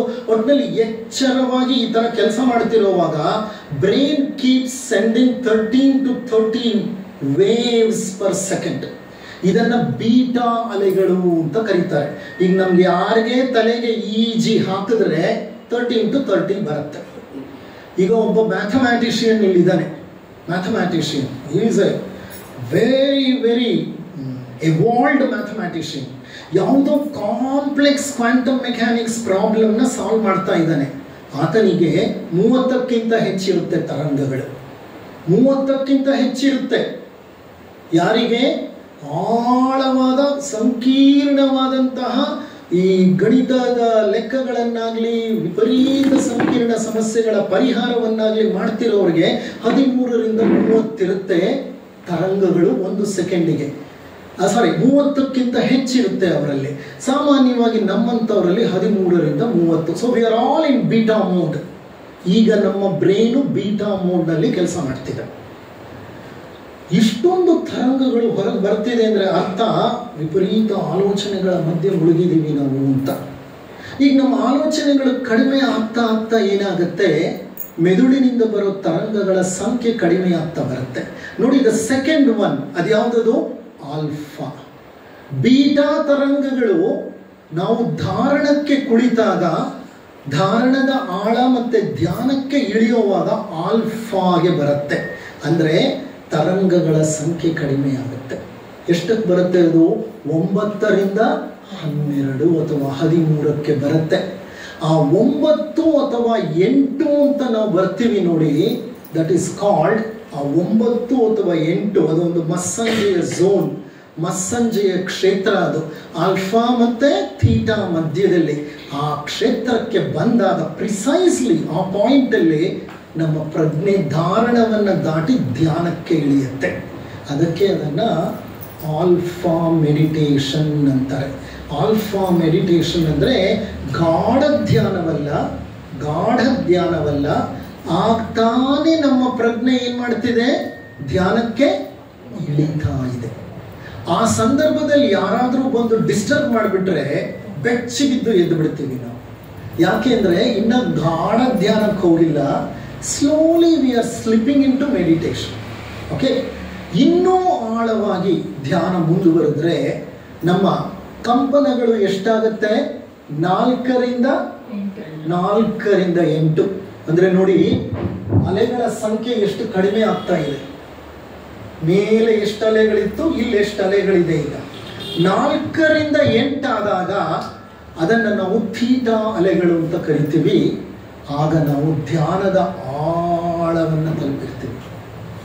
ಸುಷುಪ್ತಿ, ನಿದ್ರೆ ಮಾಡ್ತೀವಲ್ಲ, ಆಳ ನಿದ್ರೆ, ಆ ಥರ. ಆದರೆ ಆಳ ನಿದ್ರೆಯಲ್ಲಿ ನಮಗೆ ಎಚ್ಚರ ಇರಲ್ಲ. ಧ್ಯಾನವೆಂಬ ಆಳ ನಿದ್ರೆಯಲ್ಲಿ ಪೂರ್ಣ ಎಚ್ಚರವಾಗಿರ್ತೀವಿ ನಾವು. ಅಂದರೆ ಏನರ್ಥ ಗೊತ್ತಾ? Meditation is nothing but conscious sleep. Meditation is nothing but conscious sleep. ಪ್ರಜ್ಞಾಪೂರ್ವಕ ನಿದ್ರೆ, ಅದೊಂಥರ ವಿಶಿಷ್ಟ ನಿದ್ರೆ. That is a definition for meditation in some of the books. Meditation is nothing but conscious sleep. ಪೂರ್ಣ ಎಚ್ಚರವಾಗಿರ್ತೀವಿ ನಾವು. ಅಟೆನ್ಷನ್, ಕಾನ್ಸಂಟ್ರೇಷನ್ ಹೇಗಿರುತ್ತೆ ಅಂತಂದರೆ ಆ್ಯಕ್ಚುಲಿ ಏನಾಗುತ್ತೆ ಅಂದರೆ ಮೆಡಿಟೇಷನ್ ಸಂದರ್ಭದಲ್ಲಿ ಡಿಕಾನ್ಸಂಟ್ರೇಷನ್ ಕಡೆಗೆ ಹೋಗ್ತೀವಿ ನಾವು. ಧಾರಣದಲ್ಲಿ ಕಾನ್ಸಂಟ್ರೇಷನ್ ಮುಗಿದ್ಬಿಡುತ್ತೆ. ಮೆಡಿಟೇಷನ್ ಆಳ ಆಗ್ತಾ ಆಗ್ತಾ ಆಗ್ತಾ ಡಿಕಾನ್ಸಂಟ್ರೇಷನ್ಗೆ ಹೋಗ್ತೀವಿ. ಇರಲಿ, ನಾನು ಅದನ್ನ ಈಗ ತಗೊಳ್ಳಲ್ಲ. ನಂತರ ಇನ್ನೂ ಆಳವಾದಾಗ ಧ್ಯಾನ, ಮೆದುಳಿನಿಂದ ಬರೋ ಅಲೆಗಳು ತುಂಬ ಕಡಿಮೆ ಆಗಿಬಿಡುತ್ತೆ. ಎಷ್ಟು ಕಡಿಮೆ ಆಗುತ್ತೆ ಅಂದರೆ 1 to 3 ಅಂತ ನನ್ನ ಈ ಸ್ಲೈಡ್ ತೋರಿಸ್ತಿದೆ. ಬಟ್ ನಾನು ಕೆಲವು ಪುಸ್ತಕಗಳಲ್ಲಿ ಓದಿದ್ದೀನಿ, ಇಟ್ ಈಸ್ ನಾಟ್ ಈವನ್ 0.5 ಸೆಕೆಂಡಿಗೆ ಅರ್ಧ ಅಲೆ ಮೇಲೆ ಇರುತ್ತೆ. ಅಂದರೆ ಬದುಕಿದಾನೆ ಈತ, ಮೆದುಳು ಕೆಲಸ ಮಾಡ್ತಿದೆ ಅಷ್ಟೇ. ಅಷ್ಟಕ್ಕೆ ಏನು ಬೇಕೋ ಅಷ್ಟು. 0.5 ವೇವ್ ಪರ್ ಸೆಕೆಂಡ್. ಇಷ್ಟು ಕಡಿಮೆ ಆಗೋದಾಗ ವ್ಯಕ್ತಿ ಸಮಾಧಿಯನ್ನು ತಲುಪಿಬಿಡ್ತಾನೆ. ಸಮಾಧಿ ಸ್ಥಿತಿ. ಅಲ್ಲೇ ನಾ ಹೇಳಿದ್ದು ಸಬೀಜ ಸಮಾಧಿ ಮತ್ತೆ ನಿರ್ಬೀಜ ಸಮಾಧಿ. ಹಾಗಾದ್ರೆ ನೀವೀಗ ಧ್ಯಾನ ಮಾಡಬೇಕಂದ್ರೆ ಏನು ಮಾಡಬೇಕು? Change your brain waves. ಎಲ್ಲಿಂದ ಎಲ್ಲಿಗೆ ಚೇಂಜ್ ಮಾಡಬೇಕು? ಬೀಟಾಯಿಂದ at least deep alpha delta, delta ಬೇಡ, ಥೀಟಾ, ಅಟ್ಲೀಸ್ಟ್ ಥೀಟಾ. ನೀವು ಆಲ್ಫಾ ಲೋ ರೇಂಜ್ಗೆ ಹೋಗಿ ನೀವು ಥೀಟಾಗೆ ಇಳಿತಾ ಇದ್ದೀರಿ ಅಂದರೆ ಧ್ಯಾನ ಸ್ಟಾರ್ಟ್ ಆಗೋಯ್ತು ಅಂತ ಅರ್ಥ. ಅಂದರೆ ನಿಮ್ಮ ಮೆದುಳಿನಿಂದ ಹೊರಬರ್ತಿರೋ ಅಲೆಗಳನ್ನು ಕಡಿಮೆ ಮಾಡ್ಕೋಬೇಕು. ಹೇಗೆ ಕಡಿಮೆ ಮಾಡ್ಕೊಳ್ಳೋದು? ಮೆಡಿಟೇಷನ್. ಓಕೆ, ನಾನು ಮೆಡಿಟೇಷನ್ ಮಾಡಲ್ಲ, ಇಲ್ಲಿ ಕೂತ್ಕೊಂಡು ನನ್ನ ನರಗಳಿಂದ ಹೊರಬರ್ತಾ ಇರೋ, ಮೆದುಳಿನಿಂದ ಹೊರಬರ್ತಾ ಇರೋ ಕಂಪನಗಳನ್ನು ನಾನು ಮಾಡಿಫೈ ಮಾಡ್ತೇನೆ. ಅವಾಗ ಧ್ಯಾನಕ್ಕೆ ಹೋಗ್ತೀನ? Yes, it is possible. ನೀವು ಮಹರ್ಷಿ ಮಹೇಶ್ ಯೋಗಿಯ ಬಗ್ಗೆ ಕೇಳಿರ್ಬೋದು. ಮಹರ್ಷಿ ಮಹೇಶ್ ಯೋಗಿ ಅವರಿಗೆ ಈ ಶಕ್ತಿ ಇತ್ತು. ಅವರು ಯಾವ ಕ್ಷಣದಲ್ಲೇ ಬೇಕಾದ್ರೂ ಅವರಿಗೆ ಹೇಳಿ, I want theta from you, he will get into theta. I want beta from you, he will get into beta. I want delta from you, immediately he will go to delta. ಇವರ ಮೇಲೆ America ದೇಶದಲ್ಲಿ ಬಹಳಷ್ಟು ಸಂಶೋಧನೆಗಳು ನಡೆಯಿತು. ಅವರ ತಲೆಯ ಸುತ್ತಲೂ ಈಜಿದು ಎಲ್ಲ ಲೀಡ್ಗಳನ್ನು ಹಾಕಿ ಮಾನಿಟರ್ಗೆ ಅದನ್ನು ಅಟ್ಯಾಚ್ ಮಾಡಿ ಅವರ ಬ್ರೈನ್ ವೇವ್ಸ್ನ ಚೆಕ್ ಮಾಡಿದ್ರು. ಚೆಕ್ ಮಾಡುವಾಗ ಅವರಿಗೆ ಕಮಾಂಡ್ಸ್ ಕೊಡ್ತಿದ್ರು. Change to delta, immediately he would change to delta. Change to beta, ತಕ್ಷಣ ಬೀಟಾಗೆ ವಾಪಸ್ ಬರ್ತಿದ್ರು. ಅಂದರೆ ಅವರಿಗೆ ಎಷ್ಟರ ಮಟ್ಟಿಗೆ ಧ್ಯಾನದ ಮೇಲೆ ಹಿಡಿತಾ ಇತ್ತು ನೋಡಿ. ಯಾವ ವ್ಯಕ್ತಿ ಏನು ಕಮಾಂಡ್ ಕೊಡ್ತಾನೋ ಆ ಪರ್ಟಿಕ್ಯುಲರ್ ವೈಬ್ರೇಷನ್ಸ್ನ ಅವರ ಬ್ರೈನ್ ಪ್ರೊಡ್ಯೂಸ್ ಮಾಡ್ತಾ ಇತ್ತು. ಅಂದರೆ ಇನ್ನೆಂತಹ ಮಟ್ಟದ ಒಂದು ಯೋಗ ಸಾಧನೆ ಮಹರ್ಷಿ ಮಹೇಶ್ ಯೋಗಿಯಲ್ಲಿತ್ತು. ಮಹರ್ಷಿ ಮಹೇಶ್ ಯೋಗಿ ರಿಷಿಕೇಶದಲ್ಲಿ ದೊಡ್ಡ ಆಶ್ರಮವನ್ನು ಹೊಂದಿದ್ದರು. ಅಮೇರಿಕಾದಲ್ಲಿ ಧ್ಯಾನವನ್ನು ಪ್ರಚಾರ ಬಹಳ ಮಟ್ಟಿಗೆ ಮಾಡಿ ಯಶಸ್ವಿಯಾದವರು ಮಹರ್ಷಿ ಮಹೇಶ್ ಯೋಗಿ. ಈಗ ಹೋಗಿ ನೋಡಿದ್ರೆ, ನಾವು ಹೋಗಿದ್ವಿ ರಿಷಿಕೇಶಕ್ಕೆ ಹೋದಾಗ ಎಲ್ಲ ಪಾಳು ಬಿದ್ದಿದ್ರು. ಅವರಿಲ್ಲ ಈಗ, ಈ passed away. But a great sadhak ಅವರು, ಬಹಳ ದೊಡ್ಡ ಸಾಧಕರು. ಅವರೊಬ್ಬ ಶಿಷ್ಯರಿದ್ದರು. ಆ ಶಿಷ್ಯರ ಹೆಸರು ಬಹಳ ಸುಂದರವಾಗಿದೆ. I am not getting that particular name, I let you know little later. ಅವರು ಅಮೇರಿಕಾ ದೇಶದವರು. ಅವ್ರ ಬಳಿ ಬಂದು ಯೋಗ PhD ಮಾಡಿದರು. ಅವರು ಯೋಗ PhD ಮಾಡೋಕ್ಕೆ ಮೊದಲು ಅವರು ನ್ಯೂಕ್ಲಿಯರ್ ಫಿಸಿಕ್ಸ್ PhD ಮಾಡಿದ್ರು MIT-ನಲ್ಲಿ, ಮ್ಯಾಸಚ್ಯೂಸೆಟ್ಸ್ ಇನ್ಸ್ಟಿಟ್ಯೂಟ್ ಆಫ್ ಟೆಕ್ನಾಲಜಿನಲ್ಲಿ. ಅವರು he did his PhD in physics. ಅಲ್ಲಿ PhD ಮಾಡಿ ಇಲ್ಲಿ ಬಂದು ಮಹರ್ಷಿ ಮಹೇಶ್ ಯೋಗಿ ಹತ್ರ ಯೋಗಿಕ್ ಸೈನ್ಸ್ನಲ್ಲಿ PhD ಮಾಡಿದ್ರು. ಅಲ್ಲಿಂದ ವಾಪಸ್ ಅಮೇರಿಕಾಗೆ ಹೋಗಿ ಮ್ಯೂಸಿಕಲ್ PhD ಮಾಡಿದ್ರು. ಅವ್ರ ಕ್ವಾಲಿಫಿಕೇಶನ್ ನೋಡಿ, ಟ್ರಿಪಲ್ PhD. ಒಂದು PhD ಫಿಸಿಕ್ಸು, ಒಂದು PhD ಯೋಗ, ಇನ್ನೊಂದು PhD ಮ್ಯೂಸಿಕ್. ಕಲೆ, ವಿಜ್ಞಾನ ಮತ್ತೆ ಯೋಗ. ಎಂಥ ತಲೆ ಇರಬೇಕು, ಅವರ ಒಂದು ಯೋಚನಾ ವಿಧಾನ ಹಿಂಗೆ ಬದಲಾಗಿರಬೇಕು. He has written wonderful books. I have read others books. ನನ್ನ ಹತ್ರ ಇದೆ ಈಗ. Peter Russell, correct. His name is doctor Peter Russell. Peter Russell ಅಂತ ನೀವು ಗೂಗಲ್ಗೆ ಹೋಗಿ ಟೈಪ್ ಮಾಡಿ, you will come to know he was an evolved person. ಅವರಿಗೆ ಜ್ಞಾನೋದಯ ಆಗಿತ್ತು ಅಂತ ಹೇಳ್ತಾರೆ. ಇರಲಿ, ಅಂತಹ ಒಬ್ಬ ಮಹಾನ್ ಸಾಧಕ ಮಹರ್ಷಿ Mahesh Yogi, he could change the brain waves as he wanted. ಈಗ what happens in meditation? ಮುಖ್ಯವಾಗಿ ಧ್ಯಾನ ಮಾಡುವಾಗ ಏನಾಗುತ್ತೆ? we move from narrow focus to open focus. ಧಾರಣದ ಸಮಯದಲ್ಲಿ ನಾವು ನಮ್ಮ ಪ್ರಜ್ಞೆ ಕೇಂದ್ರೀಕೃತವಾಗುತ್ತೆ. ಒಂದೇ ಕಡೆ ನಿಶ್ಚಲವಾಗಿ ನಿಂತ್ಕೊಂಡ್ಬಿಟ್ಟಿರುತ್ತೆ ಧಾರಣ. ಬೇರೆ ಯಾವ ವಿಷಯ ವಿಚಾರ ಆಲೋಚನೆಗಳು ನಮ್ಮ ಬಳಿ ಬರೋದಿಲ್ಲ. ಏಕ ಬಿಂದುವಿನಲ್ಲಿ ನೆಲೆಸಿರುತ್ತೆ. ಆದರೆ ಧ್ಯಾನದಲ್ಲಿ ತದ್ವಿರುದ್ಧ ಕೆಲಸ ನಡೆಯುತ್ತೆ. ಏನು ತದ್ವಿರುದ್ಧ ಕೆಲಸ? ಅದು ಒನ್ ಪಾಯಿಂಟೆಡ್ನೆಸ್ ಆಗಿದ್ದಿದ್ದು ಇಟ್ ಬಿಕಮ್ಸ್ ನೋ ಪಾಯಿಂಟೆಡ್ನೆಸ್. ಆ ಪ್ರಜ್ಞೆಗೆ ಒಂದು ಕೇಂದ್ರವೂ ಇಲ್ಲ, ಒಂದು ಪರಿಧಿಯೂ ಇಲ್ಲ, ವಿಶಾಲ ಬಯಲಿನಲ್ಲಿ ಹರಡ್ಕೊಂಡು ಬಿಡುತ್ತೆ. It is everywhere. That is why meditation is called as a process of deconcentration. It is not a process of concentration. ಸುಖಬೋಧಾನಂದ ಕೇಳಿರ್ಬೋದು ನೀವು. ಸುಖಬೋಧಾನಂದ ಅವರು ಅವ್ರ ಪರ್ಸನಲ್ ಡೆವಲಪ್ಮೆಂಟ್ ಪ್ರೋಗ್ರಾಮ್ಸ್ ಅಲ್ಲಿ ಈ ಮಾತನ್ನ ಹೇಳ್ತಾನೆ ಇರ್ತಾರೆ. Please Don't confuse concentration to be meditation. Concentration is dharana. Dhyana is deconcentration, opposite of concentration, where the consciousness is there everywhere. When it is there everywhere, it is nowhere. I don't want to get into that what do you say, paradoxical thing. In dhyana, changes happen. ಬದಲಾವಣೆಗಳಾಗುತ್ತೆ. ಯಾವ ಬದಲಾವಣೆಗಳಾಗುತ್ತೆ? From somebody you become nobody, and from somewhere you get into nowhere. From linear time you get into no time. ಇದನ್ನು ಜಿಡ್ಡು ಕೃಷ್ಣಮೂರ್ತಿ ಅವರು ಹೇಳ್ತಾರೆ. In meditation you go to timelessness. ಕಾಲಾತೀತ ಪರಿಸ್ಥಿತಿಗೆ ಹೊರಟೋಗ್ತೀರಿ. You will not be within the domain of time. Time is not a binding for you. You transcend the time ಅಂತ ಹೇಳ್ತಾರೆ ಅವರು. ಅದನ್ನೇ ನಾನು ಈ ಸ್ಲೈಡ್ನಲ್ಲೂ ಹಾಕಿರೋದು. ಇದು ಜೋ ಡಿಸ್ಪೆನ್ಸಾ ಅಂತಹ ಒಬ್ಬ ಡಾಕ್ಟರ್ ಬರೆದಿರುವಂತಹ ಒಂದು ಗ್ರಂಥ. ಆ ಗ್ರಂಥದಿಂದ ಆಯ್ದ ಕೆಲವು ಭಾಗಗಳನ್ನು ನಾನು ನಿಮ್ಗೆ ಕೊಡ್ತಾ ಇದ್ದೇನೆ. ಜೋ ಡಿಸ್ಪೆನ್ಸಾ ಬಗ್ಗೆ ಆಮೇಲೆ ಹೇಳ್ತೇನೆ. Okay, from somebody you become nobody. I am Nagesh, I become nobody. I am a dentist, I become nobody. I am living in income tax layout Vijayanagar, I become nobody. ನನ್ನ ಶರೀರಕ್ಕೆ, ನನ್ನ ದೇಹಕ್ಕೆ ಯಾವ ಯಾವ ಐಡೆಂಟಿಟಿಗಳನ್ನು ನಾನು stick ಮಾಡಿದ್ದೀನೋ ಆ ಐಡೆಂಟಿಟಿಗಳನ್ನೆಲ್ಲ ಕಿತ್ತೆಸೆಯುತ್ತೆ body. It becomes nobody. ಅಹಂ ಹೊರಟೋಗುತ್ತೆ. From somewhere I am getting into nowhere. ಎಲ್ಲೋ ಒಂದು ಜಾಗದಲ್ಲಿ ಇದೀನಲ್ಲ, I will get into nowhere ಅಂದ್ರೆ ನನ್ನ ಸ್ಥಳನೇ ಇಲ್ಲ. ಸ್ಥಳ ಅಥವಾ ಸ್ಪೇಸ್ನ ಟ್ರಾನ್ಸೆಂಡ್ ಮಾಡ್ತೇನೆ, ಟೈಮ್ನ ಟ್ರಾನ್ಸೆಂಡ್ ಮಾಡ್ತೇನೆ. ಇದೇ ಧ್ಯಾನದ ಮುಖ್ಯ ಚಿಹ್ನೆಗಳು. ಆಗೇನಾಗತ್ತೆ, ಯಾವಾಗ ಧ್ಯಾನದ ಆಳಕ್ಕೆ ಹೋಗ್ತೀವೋ ನಾವು, ಆಗ brain waves change from beta to theta, theta to delta. ಡೆಲ್ಟಾಗೆ ಹೋದಾಗ ನಮ್ಮ ಪ್ರಜ್ಞೆ ವ್ಯಕ್ತ ಮನಸ್ಸಿನಿಂದ ಸ್ಲಿಪ್ ಆಗಿ ಅರೆವ್ಯಕ್ತ ಮನಸ್ಸಿನ ಆಳವನ್ನು ತಲುಪಿಬಿಡುತ್ತೆ. ಆ ಸಬ್ಕಾನ್ಷಿಯಸ್ ಮೈಂಡಲ್ಲಿ OS ಇದೆ. ಕಂಪ್ಯೂಟರ್ಗಳಿಗೆ ಗೊತ್ತಿರೋರಿಗೆ ಇದು ಗೊತ್ತಿರುತ್ತೆ. Every computer will have A operating system. ಆ ಆಪರೇಟಿಂಗ್ ಸಿಸ್ಟಮ್ ಇಡೀ ಕಂಪ್ಯೂಟರ್ನ ಕಂಟ್ರೋಲ್ ಮಾಡ್ತಾ ಇರುತ್ತೆ. ಅದರಲ್ಲಿ ಎಲ್ಲ ಡೇಟಾ ಇರ್ತದೆ. ಆಪರೇಟಿಂಗ್ ಸಿಸ್ಟಮ್ ಡೇಟಾ ಅನ್ನೋದಕ್ಕಿಂತ ಡೇಟಾನ ಯೂಸ್ ಮಾಡುವಂತಹ ಒಂದು ಮೆಕ್ಯಾನಿಸಮ್ ಇರುತ್ತೆ.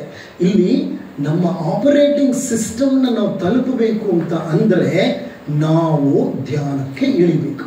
ಯಾವಾಗ ಆಪರೇಟಿಂಗ್ ಸಿಸ್ಟಮ್ ನಮ್ಮ ಕೈಗೆ ಸಿಕ್ಕುತ್ತೋ, ಅಂದರೆ ನಮ್ಮ ಪ್ರಜ್ಞೆ ಆ ವರ್ತುಲವನ್ನು ತಲುಪುತ್ತೋ, ಆಗ ನಮ್ಮ ಒಂದು ವಿಧಾನವೇ, ಮೆದುಳು ಕೆಲಸ ಮಾಡೋ ವಿಧಾನವೇ ಬದಲಾಗುತ್ತೆ.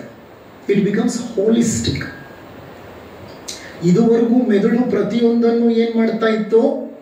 ವಿಭಜಿಸುತ್ತಿತ್ತು, ವಿಂಗಡಿಸುತ್ತಿತ್ತು, ಪ್ರತ್ಯೇಕಿಸುತ್ತಿತ್ತು, ನಂತರ ಅರ್ಥ ಮಾಡ್ಕೊಳ್ತಾ ಇತ್ತು. ನಾನು ನೀನು ಅನ್ನೋ ಭೇದ, ನಾನು ಅವನು ಅನ್ನೋ ಭೇದ, ಮೇಲು ಕೀಳು ಅನ್ನೋ ಭೇದ. ಈ ಭೇದಗಳ ಮಧ್ಯೆ ನಾವು ಇದೀವಲ್ಲ, ಭೇದಗಳ ಮಧ್ಯೆ ಈ ಭೇದ ಪ್ರಪಂಚವನ್ನು ಸೃಷ್ಟಿ ಮಾಡಿರೋದೇ ನಮ್ಮ ಅನಲಿಟಿಕಲ್ ಮೈಂಡ್. ಅನಲಿಟಿಕಲ್ ಮೈಂಡ್ ಅಂದರೆ 5% ವ್ಯಕ್ತ ಮನಸ್ಸು. ಯಾವಾಗ ವ್ಯಕ್ತ ಮನಸ್ಸನ್ನು ದಾಟಿ ಅವ್ಯಕ್ತ ಮತ್ತು ಸುಪ್ತ ಮನಸ್ಸಿಗೆ ಹೋಗ್ತೀವೋ, ಆಗ ವಿಭಜನೆಗಳು ನಿಂತು ಹೋಗುತ್ತೆ. ನಾನು ನೀನು ಅನ್ನುವಂಥ ಭೇದವೇ ಹೊರಟೋಗುತ್ತೆ. ಅಭೇದ ದೃಷ್ಟಿ ಬೆಳೆಯುತ್ತೆ ನಮ್ಮಲ್ಲಿ, ಐಕ್ಯತೆಯ ಪ್ರಜ್ಞೆ ಮೂಡುತ್ತೆ. ಆ ಹಂತದಲ್ಲಿ ದ್ವಂದ್ವವನ್ನು ದಾಟಿಬಿಡ್ತೀವಿ ನೋಡಿ. ಅದನ್ನೇ ನಾನು ಇದರಲ್ಲಿ ಸ್ಕಿಮ್ಯಾಟಿಕ್ ಆಗಿ ಕೊಟ್ಟಿರೋದು. Thinking mind, analytical mind is neocortex. Neocortex ಅಂದರೆ ನಮ್ಮ ಮೆದುಳಿನ ದೊಡ್ಡ ಭಾಗ. ಯಾವಾಗ ಆ ನಿಯೋಕಾರ್ಟೆಕ್ಸ್ ಇಟ್ ಸ್ಲೋಸ್ ಡೌನ್, ಆ ಮೆದುಳು ಯಾವಾಗ ಸ್ಲೋ ಆಗ್ತಾ ಹೋಗುತ್ತೋ, ಕಂಪನಗಳು ಕಡಿಮೆ ಆಗ್ತಾ ಹೋಗುತ್ತೋ, ನಾವು ಸಬ್ಕಾನ್ಷಿಯಸ್ ಮೈಂಡ್ಗೆ ಹೋಗ್ತೇವೆ. ಸಬ್ಕಾನ್ಷಿಯಸ್ ಮೈಂಡ್ಗೆ ಹೋದಾಗ OS ನಮ್ಮ ಕೈಗೆ ಸಿಕ್ಕಿಬಿಡುತ್ತೆ. OSನ ನಮ್ಮ ಕೈಗೆ ಸಿಕ್ಕಿದಾಗ ನಮ್ಮಲ್ಲಿ ಸಾಕಷ್ಟು ಬದಲಾವಣೆಗಳಾಗ್ಬಿಡುತ್ತೆ. ಏನಾಗುತ್ತೆ ಮುಖ್ಯವಾಗಿ ಬದಲಾವಣೆ? ನಮ್ಮ ಪ್ರಾಣ ಶರೀರವಿದೆಯಲ್ಲ, ಈ ಪ್ರಾಣ ಶರೀರದಲ್ಲಿ ಒಂದು ಸಮತೋಲನದಿಂದ ಕೂಡಿದ ಪ್ರಾಣ ಪ್ರವಾಹ ಏರ್ಪಾಡಾಗುತ್ತೆ. 72,000 ನಾಡಿಗಳಿದೆ ನಮ್ಮ ಪ್ರಾಣ ಶರೀರದಲ್ಲಿ. ಒಂದಲ್ಲ ಎರಡಲ್ಲ, ಇನ್ನೂ ಜಾಸ್ತಿ ಇದೆ ಅಂತ ಹೇಳ್ತಾರೆ. ಮುಖ್ಯವಾಗಿ 72,000 ಪ್ರಾಣ ನಾಡಿಗಳಿವೆ. ಏನು ನಾಡಿ ಅಂದರೆ ಕಾಲುವೆಗಳು. ನಮ್ಮ ಶರೀರದಲ್ಲಿ ರಕ್ತನಾಳಗಳಲ್ಲಿ ಚಲಿಸುತ್ತಲ್ಲ, ಹಾಗೆ ಸೂಕ್ಷ್ಮ ಶರೀರವಾದ ಪ್ರಾಣ ಶರೀರದಲ್ಲಿ ಪ್ರಾಣ ಚಲಿಸುತ್ತಾ ಇರುತ್ತೆ. ಆ ಪ್ರಾಣ ಚಲನೆಗೆ ಅಡ್ಡಿ ಉಂಟಾದಾಗ ರೋಗ ಬಂದು ಬಿಡುತ್ತೆ. ಈಗ ಪ್ರಾಣ ಚಲನೆ ನನ್ನ ಹೊಟ್ಟೆಯ ಬಳಿ ಅದರ ಸಂಚಾರ ಇಲ್ಲಿ ನಿಂತೋಯ್ತು ಅಂತ ಇಟ್ಕೊಳ್ಳಿ. There is obstacle. ಯಾಕೆ obstacle? There is some emotional thought component to it. ನನ್ನ ಯೋಚನೆಗಳು, ನನ್ನ ಭಾವನೆಗಳು ಈ ಪ್ರಾಣ ಪ್ರವಾಹವನ್ನು ಇಲ್ಲಿ ತಡೆದು ಬಿಡ್ತು. ಇಲ್ಲಿಂದ ನಾಡಿ ಮುಖಾಂತರ ಪ್ರಾಣ ಸಂಚರಿಸ್ತಾ ಇಲ್ಲ. ಆಗ ಹೊಟ್ಟೆಗೆ ಸಂಬಂಧಪಟ್ಟ ಕಾಯಿಲೆ ಬರುತ್ತೆ. ಮೆದುಳಿಗೆ ಸಂಬಂಧಪಟ್ಟ ಜಾಗದಲ್ಲಿ ಪ್ರಾಣಶಕ್ತಿ ನಿಂತೋಯ್ತು, ಹರಿತಿಲ್ಲ, ಆವಾಗ ಮೆದುಳಿಗೆ ಸಂಬಂಧಪಟ್ಟ ರೋಗಗಳು ಬರುತ್ತೆ. ಯಾವ ಅಂಗ ಅವಯವಗಳಿಗೆ ರೋಗಗಳು ಬರುತ್ತೋ ಅದರ ಅರ್ಥ ಏನಂದ್ರೆ ಅಲ್ಲಿನ ಪ್ರಾಣಶಕ್ತಿಯ ಒಂದು ಪ್ರವಾಹದಲ್ಲಿ ಅಡಚಣೆ ಉಂಟಾಗಿದೆ ಅಂತ ಅರ್ಥ. ಈ 72,000 ನಾಡಿಗಳಲ್ಲಿ ಚಲಿಸುತ್ತಿರುವಂತಹ ಪ್ರಾಣ ನಮ್ಮ ಆರೋಗ್ಯದ ಸೂಚಕ. ಅದು ಅವ್ಯಾಹತವಾಗಿ ಪ್ರವಹಿಸಬೇಕು, ಸುಗಮವಾಗಿ ಸುಲಭವಾಗಿ ಪ್ರವಹಿಸುತ್ತಲೇ ಇರಬೇಕು. ಹಾಗೆ ಪ್ರವಹಿಸಬೇಕು ಅಂದರೆ ನಾವು ರಾಗದ್ವೇಷಗಳಿಂದ ಮುಕ್ತವಾಗಬೇಕು. ಒಂದು ಬಾರಿ ಕೋಪ ಬಂದರೆ ನನ್ನ ಹೊಟ್ಟೆಯಲ್ಲಿ ನಡೀತಿರೋ ಜೀರ್ಣಕ್ರಿಯೆ ನಿಂತು ಹೋಗುತ್ತೆ. ಎಷ್ಟು ಹೊತ್ತು ನಿಂತು ಹೋಗುತ್ತೆ ಗೊತ್ತಾ? 3 ಗಂಟೆ ನಿಂತು ಹೋಗುತ್ತೆ. 3 ಗಂಟೆ. ಒಂದು ಬಾರಿ ಕೋಪ ಮಾಡಿಕೊಂಡ್ರೆ how fast the blood pressure shoots up, the pulse shoots up, the cardiac output shoots up, the pulse rate shoots up. ನಮಗಿದು ಇದನ್ನು ಅರ್ಥ ಮಾಡ್ಕೊಳ್ಳೋಕ್ಕೆ ಹೋಗಲ್ಲ. ಕ್ಷಣ ಕ್ಷಣಕ್ಕೂ ನಾವು ಉದ್ರೇಕಗೊಳ್ತಾ ಇರ್ತೇವೆ, ಕ್ಷಣ ಕ್ಷಣಕ್ಕೂ ಕೋಪ ಮಾಡ್ಕೋತಾ ಇರ್ತೇವೆ. ಪ್ರತಿ ಬಾರಿ ಕೋಪ ಮಾಡಿಕೊಂಡಾಗ ಕೋಪ ಅನ್ನುವಂಥದ್ದು ಒಂದು ಎಮೋಷನಲ್ ಕಾಂಪೊನೆಂಟು ಪ್ರಾಣಶಕ್ತಿಯನ್ನು ತಡೆದು ಬಿಡುತ್ತೆ. ಪ್ರಾಣಶಕ್ತಿ ತಡೆದಾಗ ಈ ಜಾಗದಲ್ಲಿ ಕರುಳಿಗೆ, ಜಠರಕ್ಕೆ, ಜೀರ್ಣಾಂಗಗಳಿಗೆ ಪ್ರಾಣಶಕ್ತಿ ಸಂಚಾರನೆ ಮಾಡಲ್ಲ. ಜೀರ್ಣಕ್ರಿಯೆ ಟೆಂಪರರಿ ನಿಂತೋಗುತ್ತೆ. ಅದು ಜೀರ್ಣಕ್ರಿಯೆ ಪ್ರಾರಂಭ ಆಗೋ ಹೊತ್ತಿಗೆ ಆ ಆಹಾರ ಪದಾರ್ಥ ಜಠರವನ್ನು ಬಿಟ್ಟು ಸಣ್ಣ ಕರುಳನ್ನು ದಾಟಿ ದೊಡ್ಡ ಕರುಳಿಗೆ ಹೋಗಿ ಕೂತಿರುತ್ತೆ. ಇಲ್ಲ ಲೂಸ್ ಮೋಷನ್ ಆಗುತ್ತೆ, ಇಲ್ಲ ಕಾನ್ಸ್ಟಿಪೇಷನ್ ಆಗುತ್ತೆ. ಸರಿ, ಒಂದು ಬಾರಿ ಕೋಪ ಮಾಡಿಕೊಂಡ್ರೆ 3 ಗಂಟೆ ಜೀರ್ಣಕ್ರಿಯೆ ನಿಂತೋಗುತ್ತೆ ಅಂದ್ರೆ ನಾನು 5-5 ನಿಮಿಷಕ್ಕೆ ಕೋಪ ಮಾಡ್ಕೊತಾ ಇರ್ತೀನಿ. ಹಂಗಾದ್ರೆ ಜೀರ್ಣಕ್ರಿಯೆ ಎಷ್ಟೊತ್ತು ನಿಲ್ಬೇಕು? ನೀವೇ ಯೋಚನೆ ಮಾಡಿ, ಹೌದಾ ಅಲ್ವಾ? What I am speaking is A hard truth of science. ವಿಜ್ಞಾನ ನನಗೆ ತಿಳಿಸಿಕೊಟ್ಟಿರುವಂತ ವಿಚಾರ, ವಿಜ್ಞಾನಿಗಳು ಕಂಡು ಹಿಡಿದಿರುವಂತಹ ಸಂಶೋಧನೆ, ನಾಯಿಗಳ ಮೇಲೆ ಅವರು ಮಾಡಿದ ಪ್ರಯೋಗದಿಂದ ಅವರಿಗೆ ಗೊತ್ತಾದದ್ದು ಹೇಗೆ ಜೀರ್ಣಕ್ರಿಯೆಗೆ ಸಮಸ್ಯೆ ಆಗುತ್ತೆ, ಪ್ರಾಣಶಕ್ತಿ ಹೊಟ್ಟೆ ಹತ್ರ ನಿಂತು ಹೋದರೆ ಚಲಿಸೋದು ಅಂತ. ಇರಲಿ, ಈಗ ಈ ಪ್ರಾಣಶಕ್ತಿ ಚಲಿಸುತ್ತಿರುತ್ತಲ್ಲ, ಈ ಚಲನೆಯ ಸಂದರ್ಭದಲ್ಲಿ ನಮ್ಮ ಪ್ರಾಣ ಶರೀರದಲ್ಲಿ 7 ಚಕ್ರಗಳಿವೆ. ಮೂಲಾಧಾರ ಚಕ್ರ, ಸ್ವಾಧಿಷ್ಠಾನ, ಮಣಿಪುರ, ಅನಾಹತ, ವಿಶುದ್ಧ, ಆಜ್ಞ, ಸಹಸ್ರಾರ. 7 ಚಕ್ರಗಳು, 7 ಸಾಗರಗಳು ಅಂತ ಹೇಳ್ತೀವಿ, 7 ಋಷಿಗಳು ಅಂತ ಹೇಳ್ತೇವೆ, 7 ನಕ್ಷತ್ರಗಳು ಅಂತ ಹೇಳ್ತೇವೆ. ಹಾಗೆ 7 ಚಕ್ರಗಳಿದೆ. ಈ 7 ಚಕ್ರಗಳು ನಮ್ಮ ಪ್ರಾಣ ಶರೀರದಲ್ಲಿರ್ತವೆ. ಪ್ರಾಣ ಶರೀರದಲ್ಲಿರುವಂಥ ಈ 7 ಚಕ್ರಗಳು ಶಕ್ತಿಯ ಕೇಂದ್ರಗಳು. ಅಲ್ಲಿ ಶಕ್ತಿಯ ವರ್ತುಲಗಳು, ಅದು ಆ ಚಕ್ರ ಸುತ್ತಾ ಇರುತ್ತೆ. ಅಂದರೆ it is an energy field. Gross ಬಾಡಿಲಿರಲ್ಲ, ಇದು ಸ್ಥೂಲ ಶರೀರದಲ್ಲಿರಲ್ಲ ಚಕ್ರಗಳು. ಈ ಸ್ಥೂಲ ಶರೀರಕ್ಕೆ ಹೊಂದಿಕೊಂಡು ಪ್ರಾಣ ಶರೀರವಿದೆಯಲ್ಲ, ಆ ಪ್ರಾಣ ಶರೀರದಲ್ಲಿ ಆ ಚಕ್ರಗಳಿರುತ್ತೆ. ಆ ಪ್ರತಿ ಚಕ್ರವು ತನ್ನದೇ ಆದ ಕೆಲಸದಲ್ಲಿ ತೊಡಗಿಕೊಂಡಿರುತ್ತೆ. ನೋಡಿ, ಇಲ್ಲಿ ಅತ್ಯಂತ ಕೆಳಗಿರುವಂತಹ ಚಕ್ರ ಯಾವುದು? ರೂಟ್ ಚಕ್ರ, ಮೂಲಾಧಾರ. ಇದೆಲ್ಲಿದೆ ಮೂಲಾಧಾರ ಚಕ್ರ? ಬೆನ್ನು ಮೂಳೆಯ ಕೆಳ ತುದಿಯಲ್ಲಿ. ಬೆನ್ನು ಮೂಳೆಗೆ 33 ವರ್ಟಿಬ್ರೆ ಇರುತ್ತೆ. ಅದಕ್ಕೆ ಬೆಳೆದಂತಹ ನಮಗೆ 26 ಇರುತ್ತೆ. ಯಾಕೆಂದ್ರೆ ಕೆಳಗಿನ 2 ಜಾಯಿಂಟ್ ಆಗ್ಬಿಡುತ್ತೆ ಬೆಳೀತಾ ಬೆಳೀತಾ. ಇರಲಿ, 26 ವರ್ಟಿಬ್ರೆ ಇರುತ್ತೆ. ಚಿಕ್ಕ ಮಕ್ಕಳಲ್ಲಿ 33 ಇರುತ್ತೆ. ಓಕೆ, ಅದನ್ನ we call it as cervical vertebrae, thoracic vertebrae, sacral vertebrae, and what do you say, coccygeal, sacral, coccygeal, and what is it? lumbar vertebrae. So ಈ ಬೆನ್ನು ಮೂಳೆ ಅನ್ನುವಂಥದ್ದನ್ನು ಮೇರು ದಂಡ ಅಂತ ಕರಿತೀವಿ ನಾವು. ಈ ಬೆನ್ನು ಮೂಳೆಯ ಮೂಲಕ ಬೆನ್ನು ಹುರಿ, ಬೆನ್ನು ಹುರಿ ಅಂದರೆ ಸ್ಪೈನಲ್ ಕಾರ್ಡ್. ಆ ಸ್ಪೈನಲ್ ಕಾರ್ಡು ಬೆನ್ನು ಮೂಳೆಯ ವರ್ಟಿಬ್ರೆ ಮೂಲಕ, ವರ್ಟಿಬ್ರೆ ಒಳಗಡೆ ಜಾಗ ಇರುತ್ತೆ, ಖಾಲಿ ಜಾಗ, ಅದೊಂದು ಕಾಲುವೆ, ದೊಡ್ಡ ಕಾಲುವೆ. ಶರೀರದಲ್ಲಿ ದೊಡ್ಡ ಕಾಲುವೆ ಅಂದರೆ ವರ್ಟಿಬ್ರಲ್ ಕಾಲಮ್ಮೆ. ಆ ವರ್ಟಿಬ್ರಲ್ ಕಾಲಮ್ನಲ್ಲಿ ಆ ಬೆನ್ನು ಹುರಿ ಕೆಳಗೆ ಇಳಿದಿರುತ್ತೆ. ಎಲ್ಲಿ ತನಕ ಇಳಿದಿರುತ್ತೆ? ಮೂಲಾಧಾರ ಚಕ್ರ, ಬಾಟಮ್ ಇಲ್ಲಿ ತನಕ. ಅದು ಹೇಗೆ ಅಂದರೆ ಒಂದು ದೊಡ್ಡ ಬಾಲ ಇದ್ದಂಗೆ, ಇಲಿ ಬಾಲ ಇದ್ದಂಗೆ, ಮೇಲಿಂದ ಮೆದುಳಿನಿಂದ ಇಳಿಯುತ್ತೆ. ಅದು ಇಳಿದು ಇಲ್ಲಿ ತನಕ ಬರುತ್ತೆ. ಅದನ್ನು ರೂಟ್ ಚಕ್ರ ಅಂತ ಹೇಳ್ತೇವೆ. ಅದರ ಮೇಲಿರೋದು ಸ್ವಾಧಿಷ್ಠಾನ. ಸ್ವಾಧಿಷ್ಠಾನ ಚಕ್ರವನ್ನ ಸೇಕ್ರಲ್ ಚಕ್ರ ಅಂತ ಕರಿತೇವೆ. ಅದರ ಮೇಲಿರೋದು ಮಣಿಪುರ. ಮಣಿಪುರವನ್ನು ನಾವು ಸೋಲಾರ್ ಪ್ಲೆಕ್ಸಸ್ ಚಕ್ರ ಅಂತ ಕರಿತೇವೆ. ಅದರ ಮೇಲಿರೋದು ಅನಾಹತ. ಅನಾಹುತ ಅನ್ನೋದು ಅನಾಹತ ಅಲ್ಲ, ಅನಾಹತ ಅದು ಹೃದಯ ಚಕ್ರ, ಹೃದಯದಲ್ಲಿರೋದು. ಅದರ ಮೇಲಿರೋದು ಥ್ರೋಟ್ ಚಕ್ರ, ವಿಶುದ್ಧ. ಇಲ್ಲಿರೋದು ಥೈರಾಯ್ಡ್ ಗ್ರಂಥಿಯ ಮೇಲಿದೆ ವಿಶುದ್ಧ ಚಕ್ರ. ಈ ಭ್ರೂ ಮಧ್ಯದಲ್ಲಿದೆ ನೆಕ್ಸ್ಟ್ ಆಜ್ಞಾ ಚಕ್ರ. ಇಲ್ಲಿ ಇದನ್ನೇನಂತ ಕರಿತೀರಿ? ಬ್ರಹ್ಮರಂಧ್ರ ಅಂತ ನೀವು ಹೇಳ್ತೀರಲ್ಲ, ಈ ಬ್ರಹ್ಮರಂಧ್ರ ಒಡೆದು ಹೋಗುತ್ತೆ ಶವವನ್ನು ಸುಟ್ಟಾಗ. ಅದು ನಾವು ಹೇಳ್ತೇವೆ, ಅದು ಪ್ರತೀತಿ ನಮ್ಮಲ್ಲಿ. ಆ ಬ್ರಹ್ಮರಂಧ್ರ ಅನ್ನುವಂಥದ್ದನ್ನ ನಾವು ಆಂಟೀರಿಯರ್ ಫಾಂಟನಲ್ ಅಂತ ಹೇಳ್ತೇವೆ ನಾವು ನಮ್ಮ ಅನಾಟಮಿನಲ್ಲಿ. ಅದನ್ನು ಬ್ರೆಗ್ಮಾ ಅಂತ ಸಹ ಕರೀತಾರೆ. ಅದು 3 ಮೂಳೆಗಳ ಸಂಗಮ ಸ್ಥಾನ, ನೆತ್ತಿಯ ಮಧ್ಯಭಾಗ. ಆ ರಂಧ್ರವೇ ಬ್ರಹ್ಮರಂಧ್ರ. ಆ ಬ್ರಹ್ಮರಂಧ್ರದಲ್ಲಿ ಸಹಸ್ರಾರ ಚಕ್ರ ಇರುತ್ತೆ. ಯಾವ್ಯಾವುದು ಹೇಳಿ? ಮೂಲಾಧಾರ, ಸ್ವಾಧಿಷ್ಠಾನ, ಮಣಿಪುರ, ಅನಾಹತ, ವಿಶುದ್ಧ, ಆಜ್ಞಾ, ಸಹಸ್ರಾರ.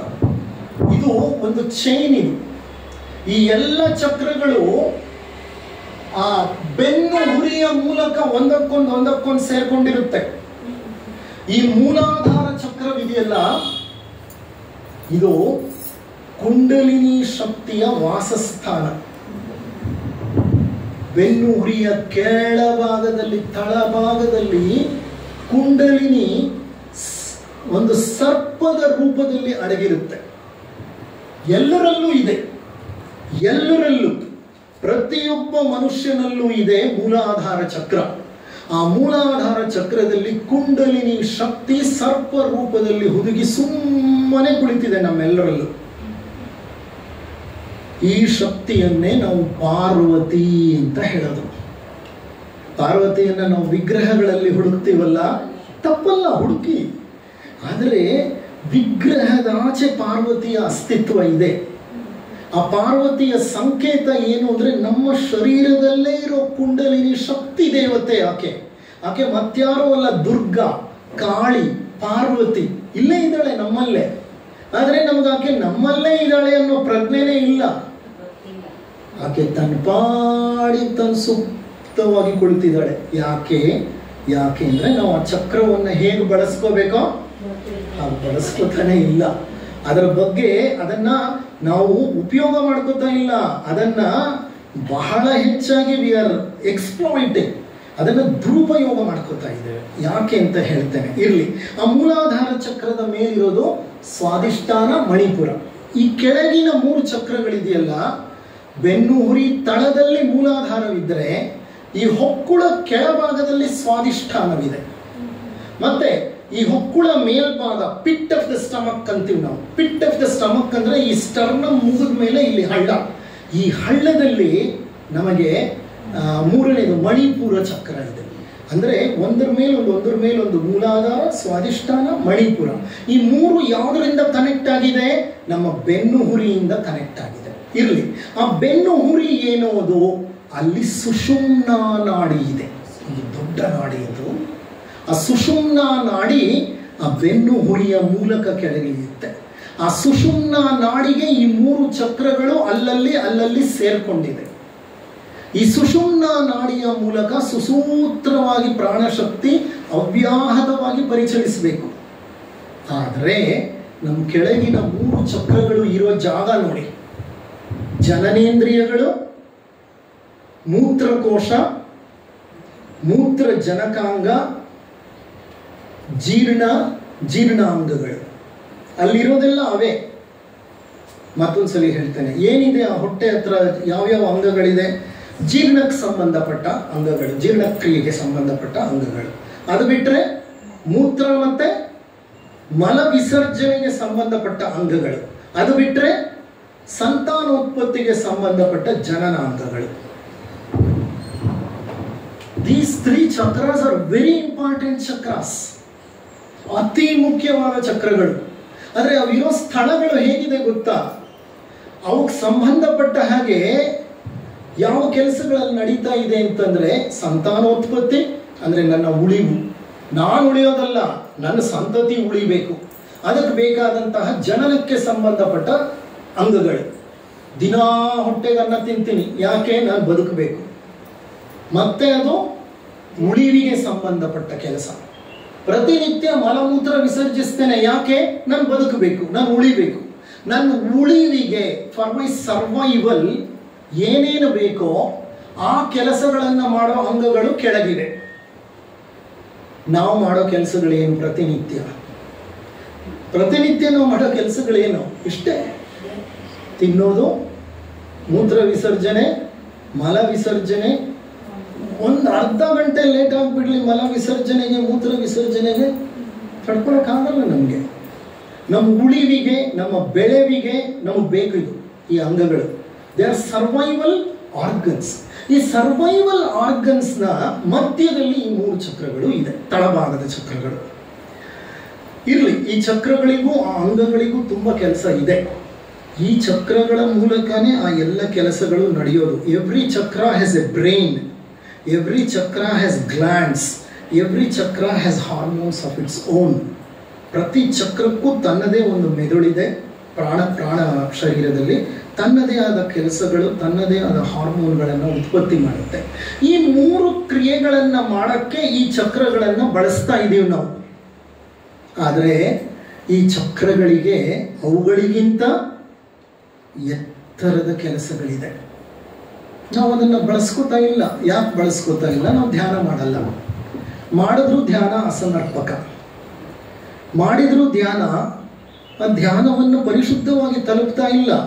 ಧಾರಣದಲ್ಲೇ ಹೋರಾಟ ನಡೆಸ್ತಾ ಇರ್ತೀವಿ. ಎಷ್ಟೋ ಜನ್ಮಗಳ ಕಾಲ ನಮ್ಮ ಹೋರಾಟ ಹೀಗೆ ನಡೆಯುತ್ತೆ ನೋಡಿ. ಎಷ್ಟೋ ಜನ್ಮಗಳ ಪುಣ್ಯ ನಾವು ಒಂದು ಸತ್ಸಂಗದಲ್ಲಿ ಪಾಲ್ಗೊಳ್ತೇವೆ. ಆ ಸತ್ಸಂಗದಲ್ಲಿ ಪಾಲ್ಗೊಂಡ ನಂತರ ನಮ್ಮಲ್ಲಿ ಬದಲಾವಣೆ ಆಗ್ಬೇಕಲ್ವಾ? ಆ ಬದಲಾವಣೆನೇ ಆಗದೆ ಹೋದರೆ ಆ ಚಕ್ರಗಳು ಹೇಗಿದೆಯೋ ಹಾಗೆ ಇರುತ್ತದೆ. ಒಂದು ಕಡೆ ಮಹಾತ್ಮ ಗಾಂಧೀಜಿ ಹೇಳ್ತಾರೆ, ಅನುಷ್ಠಾನಕ್ಕೆ ಬಾರದ ಆಧ್ಯಾತ್ಮ ವ್ಯರ್ಥ. If you cannot practise spirituality, it is a wastage. It's a waste. It's a waste. Spirituality which is not practised is a waste. ನೀವು ಪ್ರಾರಂಭ ಮಾಡಿ ಅನುಷ್ಠಾನಕ್ಕೆ ತರಲಿಕ್ಕೆ, ಬೆಳಿಗ್ಗೆಯಿಂದ ನಮ್ಮ ಜಗದೀಶ್ ಮೇಷ್ಟ್ರು ಹೇಳಿದರು, ಸ್ಮಿತಾ ಅವರು ಹೇಳಿದರು, ಯಮ ನಿಯಮ ಆಸನ ಪ್ರಾಣಾಯಾಮ ಪ್ರತ್ಯಾಹಾರ ಧಾರಣ. ನೀವೇ ಅಲ್ಲ, ನಾನು ಅಷ್ಟೇ. ಇದು ನನಗೂ ಅನ್ವಯನೇ. I am not beyond it. ಎಷ್ಟರ ಮಟ್ಟಿಗೆ ನಾವು ನಮ್ಮ ಜೀವನದಲ್ಲಿ ಈ ಎಲ್ಲ ಬದಲಾವಣೆಗಳನ್ನು ಮಾಡ್ಕೊಳ್ತಾ ಇದ್ದೀವಿ. ಮಾಡ್ಕೊಂಡಿದ್ದೇ ಆದರೆ ಮೊಟ್ಟ ಮೊದಲು ಏನಾಗತ್ತೆ ಗೊತ್ತಾ? ಮೂಲಾಧಾರ ಚಕ್ರದಲ್ಲಿ ಇದುವರೆಗೂ ಸುಮ್ಮನೆ ಇತ್ತಲ್ಲ, ಸುಪ್ತವಾಗಿತ್ತಲ್ಲ ಕುಂಡಲಿನಿ, ಒಂದು ಬಾರಿ ಚಕ್ರ ಕದಲತ್ತೆ. ಅದರ ಅರ್ಥ ಏನಂದ್ರೆ, ಆಹಾ ನಾನಿದ್ದೀನಿ ಕುಂಡಲಿನಿ ಇಲ್ಲಿ, ನಿನಗೀಗ ಜ್ಞಾಪಕ ಬಂತ ಅಂತ ಅರ್ಥ. ಸಣ್ಣಗೆ ಕದಲತ್ತೆ. ಅದು ನಮ್ಗೆ ಗೋಚರವಾಗುತ್ತೆ. ಯಾವಾಗ? ಧ್ಯಾನದಲ್ಲಿ ಗೋಚರವಾಗುತ್ತೆ. ಯಾವಾಗ ಧ್ಯಾನದಲ್ಲಿ ಗೋಚರವಾಗುತ್ತೆ? ಧ್ಯಾನ ಮಾಡ್ತಾ ಮಾಡ್ತಾ ಮಾಡ್ತಾ ಪ್ರಜ್ಞೆನ ನಾವು ಮೊಟ್ಟ ಮೊದಲೇನು ಮಾಡಬೇಕು? ಬೆನ್ನು ಹುರಿಯ ಕೆಳಭಾಗದಲ್ಲಿ ಮೂಲಾಧಾರ ಚಕ್ರವಿದೆಯಲ್ಲ, ಆ ಸ್ಥಳವನ್ನು ಗಮನಿಸುತ್ತಾ ಧ್ಯಾನ ಮಾಡಬೇಕು. ಆ ಬಯಲಿದೆಯಲ್ಲ, ಅದರ ಸುತ್ತಲೂ ಸ್ಪೇಸ್ ಅರೌಂಡ್ ದ ಮೂಲಾಧಾರ ಚಕ್ರ, ಬೆನ್ನು ಹುರಿ ಕೆಳಗೆ, ಆ ಸ್ಪೇಸ್ನ ಸುಮ್ಮನೆ ಗಮನಿಸ್ತಾ ಹೋಗಿ. ಸರ್, ಸ್ಪೇಸ್ನ ಗಮನಿಸೋದು ಹೇಗೆ ಸರ್? ಅದು ವಸ್ತು ಅಲ್ಲ, ವ್ಯಕ್ತಿ ಅಲ್ಲ. ನಾನು ಗಮನಿಸಿ ನೋಡಕ್ಕೆ. ಬಯಲು, ಹೌದು ಬಯಲು, ಗಮನಿಸಿ. ಬಯಲನ್ನು ಗಮನಿಸೋ ಶಕ್ತಿಯನ್ನು ಬೆಳೆಸ್ಕೊಳ್ಳಿ. ಅದು ಎಲ್ಲಿ ಉಪಸ್ಥಿತವಾಗಿದೆಯೋ ಆ ಸ್ಥಳವನ್ನು ಗಮನಿಸುತ್ತಾ ಸುಮ್ಮನೆ ಮೌನವಾಗಿ ಕುಳಿತುಕೊಳ್ಳಿ. ಆ ಮೌನವಾಗಿ ಕುಳಿತುಕೊಂಡಾಗ ಉಸಿರಾಟದ ಕಡೆ ಗಮನ ಇರಲಿ. ಉಸಿರಾಟದ ಕಡೆ ಗಮನ ಇರಬೇಕು. ಆ ಕ್ಷೇತ್ರದ ಕಡೆ, ಮೂಲಾಧಾರ ಚಕ್ರ ಕ್ಷೇತ್ರದ ಕಡೆ ಗಮನ ಇರಬೇಕು.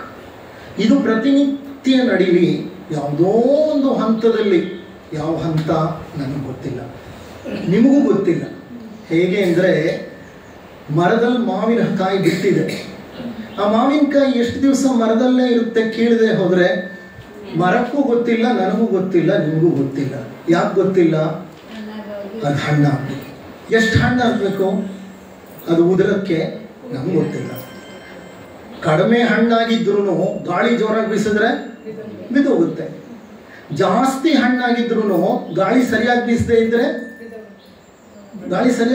ಇದ್ರೆ ಬೀಳಲ್ಲ. ಅಂದ್ರೆ ಒಬ್ಬೊಬ್ಬರು ಪಕ್ವವಾಗುವಂತಹ ಸಮಯ ಒಂದೊಂದು, ಒಬ್ಬೊಬ್ಬರು ಪಕ್ವವಾಗೋದು ಒಂದೊಂದು ಸಮಯ ಬೇಕಾಗತ್ತೆ. ಯಾವುದೋ ಒಂದು ಹಂತ ಬರುತ್ತೆ, ಅದು ಕುಂಡಲಿನಿ ಶಕ್ತಿ ಎಚ್ಚರಗೊಳ್ಳುತ್ತೆ. ಎಚ್ಚರಗೊಂಡಾಗ ಏನಾಗುತ್ತದು, ಸೆಕ್ರಲ್ ಚಕ್ರ ಸ್ವಾಧಿಷ್ಠಾನಕ್ಕೆ ಬರುತ್ತೆ. ಸ್ವಾಧಿಷ್ಠಾನದಿಂದ ಮಣಿಪುರಕ್ಕೆ ಮೇಲೆ ಇರುತ್ತೆ. ಈ 3 ಚಕ್ರಗಳಲ್ಲೇ ನಮ್ಮ ಪ್ರಜ್ಞೆ ಅಡಗಿರೋದ್ರಿಂದ ನಾವು ಸದಾ ಆ ಕೆಳಮಟ್ಟದ ಕೆಲಸಗಳನ್ನ ಮಾಡ್ತಾನೆ ಜೀವನ ಕಳೀತಿದ್ದೀವಿ. ಮೊಟ್ಟ ಮೊದಲ ಬಾರಿಗೆ ಪ್ರಜ್ಞೆ 3 ಚಕ್ರಗಳನ್ನ ದಾಟಿ ಮೇಲೇರಿ ಹೃದಯ ಚಕ್ರಕ್ಕೆ ಬರುತ್ತೆ. ಇಲ್ಲಿ ಬಂದಾಗ there is a profound change in your mindset. There is a profound change in your behavior. Anahata ಚಕ್ರಕ್ಕೆ ಪ್ರಜ್ಞೆ ಮೇಲೆ ಇರಿದಾಗ ನೋಡಿ, ಅನಾಹತ ಚಕ್ರ ಮಧ್ಯದ ಚಕ್ರ, ಮೇಲ್ 3 ಚಕ್ರಗಳಿದೆ, ಕೆಳಗೆ 3 ಚಕ್ರಗಳಿದೆ. ಹಾರ್ಟ್ ಚಕ್ರ ಇಸ್ ದ ಮಿಡಲ್ ಚಕ್ರ. ಇಲ್ಲಿ ಟ್ರಾನ್ಸಿಷನ್ ಆಗತ್ತೆ. ಏನ್ ಟ್ರಾನ್ಸಿಷನ್ನು? ಮೊಟ್ಟ ಮೊದಲನೆಯದಾಗಿ ಪ್ರೇಮ, ಅನಿರ್ಬಂಧಿತವಾದ ಪ್ರೀತಿಯೇ ಪ್ರೇಮ. ಪ್ರೀತಿಗೂ ಪ್ರೇಮಕ್ಕೂ ವ್ಯತ್ಯಾಸ ಇದೆ. ಯಾವಾಗ ಪ್ರೀತಿ ಅನಿರ್ಬಂಧಿತವಾಗುತ್ತೋ ಅಂದ್ರೆ ಅನ್ಕಂಡೀಷನಲ್ ಲವ್ ಅಂತ, ಅದು ಟ್ರೂ ಲವ್, ಅದು ಪ್ರೇಮ. ಅಂತಹ ಪ್ರೇಮದ ಅನುಭವವಾಗುತ್ತೆ. ವಿಶಾಲ ವಿಶ್ವವನ್ನು ತಬ್ಬಿಕೊಳ್ಳುವಂತಹ ಪ್ರೇಮ ಉಂಟಾಗತ್ತೆ. ಅಸೂಯೆ, ದ್ವೇಷ, ಹಗೆತನ ಇವೆಲ್ಲ ಕರಗಿ ಹೋಗಿರುತ್ತೆ ಆ ಪ್ರಾಣಶಕ್ತಿಯ ಪ್ರವಾಹದಲ್ಲಿ. ಹೃದಯವೇ ಪ್ರೇಮದ ಆವಾಸ ಸ್ಥಾನ, ಅನುಕಂಪದ ಆವಾಸ ಸ್ಥಾನ, ದಯೆ ಕರುಣೆಗಳ ಆವಾಸ ಸ್ಥಾನ. ಇಲ್ಲಿ ಥೈಮಸ್ ಗ್ರಂಥಿ ಇದೆ. ಹೃದಯದ ಹಿಂಭಾಗದಲ್ಲಿ ಥೈಮಸ್ ಗ್ರಂಥಿ ಇದೆ. ಆ ಗ್ರಂಥಿ ದೊಡ್ಡವರಲ್ಲಿ ಅಷ್ಟು ಕೆಲಸ ಮಾಡ್ತಿರೋದಿಲ್ಲ. It's a vestigial organ for us. But ಅದರಿಂದ cellular immunity is by thymus. Cellular immunity ಅಂದ್ರೆ ರೋಗ ನಿರೋಧಕ ಶಕ್ತಿಯನ್ನು ಕೊಡೋದೇ ಥೈಮಸ್ಸು. ಟಿ ಸೆಲ್ಸ್ ಅಂತೀವಿ ನಾವು. ವೈಟ್ ಬ್ಲಡ್ ಸೆಲ್ಸ್ ಅಲ್ಲಿ, ಬಿಳಿ ರಕ್ತ ಕಣಗಳಲ್ಲಿ T white blood cells, T cells ಅಂತ ಹೇಳ್ತೇವೆ ನಾವು. ಓಕೆ, ಆ ಜೀವಕೋಶಗಳನ್ನು ಉತ್ಪತ್ತಿ ಮಾಡೋದು ಥೈಮಸ್ಸೇ. ಆ ಥೈಮಸ್ಸು ಈ ಹೃದಯ ಕೇಂದ್ರಕ್ಕೆ ಹತ್ತಿರವಾಗಿದೆ. ಯಾವಾಗ ನಿಮ್ಮ ಪ್ರಜ್ಞೆ ಈ ಚಕ್ರವನ್ನು ತಲುಪುತ್ತೋ ಹಲವಾರು ರೋಗಗಳನ್ನು ನೀವು ಉಪಶಮನ ಮಾಡ್ಕೊಂಡ್ಬಿಡ್ತೀರಿ. ಕಾರಣ ನಿಮ್ಮ ರೋಗ ನಿರೋಧಕ ಶಕ್ತಿ ಹೆಚ್ಚಾಗುತ್ತೆ.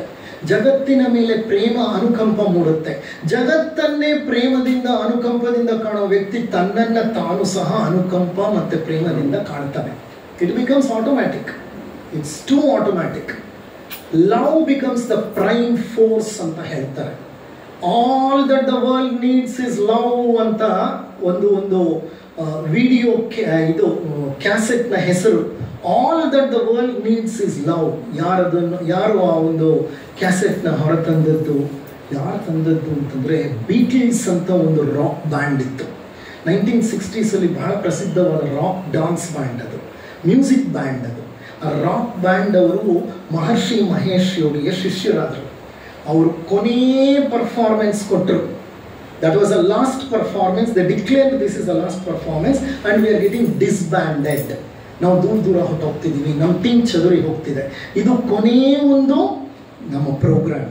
ಆ ಪ್ರೋಗ್ರಾಮ್ನ ಹೆಸರು all that the world needs is love.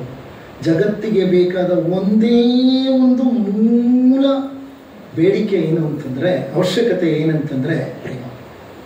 ಆ ಪ್ರೇಮ ಒಂದಿದ್ರೆ ಜಗತ್ತಿನ ಎಲ್ಲ ಸಮಸ್ಯೆಗಳು ಪರಿಹಾರವಾಗುತ್ತೆ ಅಂತ. ಅಂಥ ಪ್ರೇಮ ಹುಟ್ಟೋದೆಲ್ಲಿ? ಹೃದಯದಲ್ಲಿ. ಅಂಥ ಹೃದಯದಲ್ಲಿ ಹೃದಯದ ಚಕ್ರ ಉತ್ತೇಜನಗೊಂಡ ನಂತರ ಅಲ್ಲಿಂದ ಶಕ್ತಿ ಮೇಲೆ ಇರುತ್ತೆ, ಥೈರಾಯ್ಡ್ ಗ್ರಂಥಿಗೆ ಬರುತ್ತೆ. ಇಲ್ಲಿ ವಿಶುದ್ಧ ಚಕ್ರ ಇದೆ. ಈಗ ಏನಾಗುತ್ತೆ ಗೊತ್ತಾ, ಹೃದಯ ಚಕ್ರಕ್ಕೆ ಬಂದಾಗ ಪ್ರಜ್ಞೆ ಸತ್ಯ ದರ್ಶನವಾಗತ್ತೆ, ಸತ್ಯ ವಿಚಾರದ ಆಳ ಅರಿವು ಉಂಟಾಗತ್ತೆ, ಸತ್ಯ ಅಂದರೆ ಏನು ಅನ್ನೋದು ಗೊತ್ತಾಗತ್ತೆ. ಯಾವಾಗ ಪ್ರಜ್ಞೆ ಹೃದಯದಿಂದ ಮೇಲೇರಿ ಗಂಟಲು ಧ್ವನಿ ಪೆಟ್ಟಿಗೆಗೆ ಬರುತ್ತೋ, ಕಂಡ ಸತ್ಯವನ್ನ ಆ ವ್ಯಕ್ತಿ ಬಚ್ಚಿಟ್ಕೊಳ್ಳೋಕ್ಕಾಗಲ್ಲ. ಇಲ್ಲಿ ಧ್ವನಿ ಪೆಟ್ಟಿಗೆ ಇದೆ, ಕಂಡ ಸತ್ಯವನ್ನ ಏನ್ ಮಾಡ್ತಾನವನು ಪ್ರಪಂಚಕ್ಕೆ ತಿಳಿಸಲಿಕ್ಕೆ ಪ್ರಾರಂಭ ಮಾಡಿಬಿಡ್ತಾನೆ. ಅದರಿಂದ ಏನೇ ಬರಲಿ ತೊಂದರೆ ಇಲ್ಲ, ಅದನ್ನ ಎದುರಿಸ್ತೀನಿ ಅಂತಾನೆ. ರಾಮಾನುಜಾಚಾರ್ಯರನ್ನ ಅವ್ರ ಶಿಷ್ಯರಾಗಿದ್ದಾಗ ಕಂಚಿಯಲ್ಲಿ ಅಲ್ಲಿಂದ ಬಂದು ಕರ್ಕೊಂಡು ಹೋಗ್ತಾರೆ ಶ್ರೀರಂಗಂಗೆ. ಕರ್ಕೊಂಡು ಹೋಗಿ ಅಲ್ಲಿದ್ದಂಥ ಒಬ್ಬ ಗುರುಗಳು ನಿವೃತ್ತರಾಗಬೇಕಾಗಿದೆ. ರಾಮಾನುಜರು ಸೂಕ್ತ ವ್ಯಕ್ತಿ ಪಟ್ಟವನ್ನು ಹತ್ತಲಿಕ್ಕೆ ಗುರುಪೀಠಕ್ಕೆ ಅಂತ ಕರ್ಕೊಂಡು ಹೋಗ್ತಾರೆ. ಕರ್ಕೊಂಡು ಹೋಗಿ ಅಲ್ಲಿದ್ದಂಥ ವೃದ್ಧ ಗುರುಗಳು ಅವರನ್ನ ದೇವಸ್ಥಾನದ ಮೇಲೆ ಕರ್ಕೊಂಡು ಹೋಗಿ ಒಂದು ಕೊಠಡಿಯಲ್ಲಿ ಕುಳಿತುಕೊಂಡು ಅವರಿಗೆ ಮಂತ್ರ ದೀಕ್ಷೆ ಕೊಡ್ತಾರೆ. ದೀಕ್ಷೆ ಕೊಡುವಾಗ ಹೇಳ್ತಾರೆ, ಈ ದೀಕ್ಷಾ ಮಂತ್ರವನ್ನ ನೀನು ಗುಟ್ಟಾಗಿ ಇಟ್ಕೋಬೇಕು, ಪ್ರಪಂಚಕ್ಕೆ ಇದನ್ನ ತಿಳಿಸಬಾರ್ದು ಅಂತ ಹೇಳ್ತಾರೆ. ಯಾಕೆ ಅಂತ ಕೇಳ್ತಾರೆ. ಈ ದೀಕ್ಷಾ ಮಂತ್ರವನ್ನ ತಿಳಿದವರು ಮರಣದ ನಂತರ ಸ್ವರ್ಗವನ್ನ ತಲುಪ್ತಾರೆ ಅಂತ, ಅಂದ್ರೆ ಸ್ವರ್ಗ ಸಿಕ್ಕತ್ತೆ, ಮೋಕ್ಷ ಸಿಕ್ಕತ್ತೆ ಅವರಿಗೆ ಅಂತ ಸರಿ ಅಂತಾರೆ ಅವ್ರ ಗುರುಗಳ ಮೇಲೆ. ಮುಂದೆ ನಂತರ ಇನ್ನು ಅವ್ರ ಪಟ್ಟಾನು ಹತ್ತಿಲ್ಲ, ಕೆಳಗಿಳಿದು ಬರ್ತಾರೆ.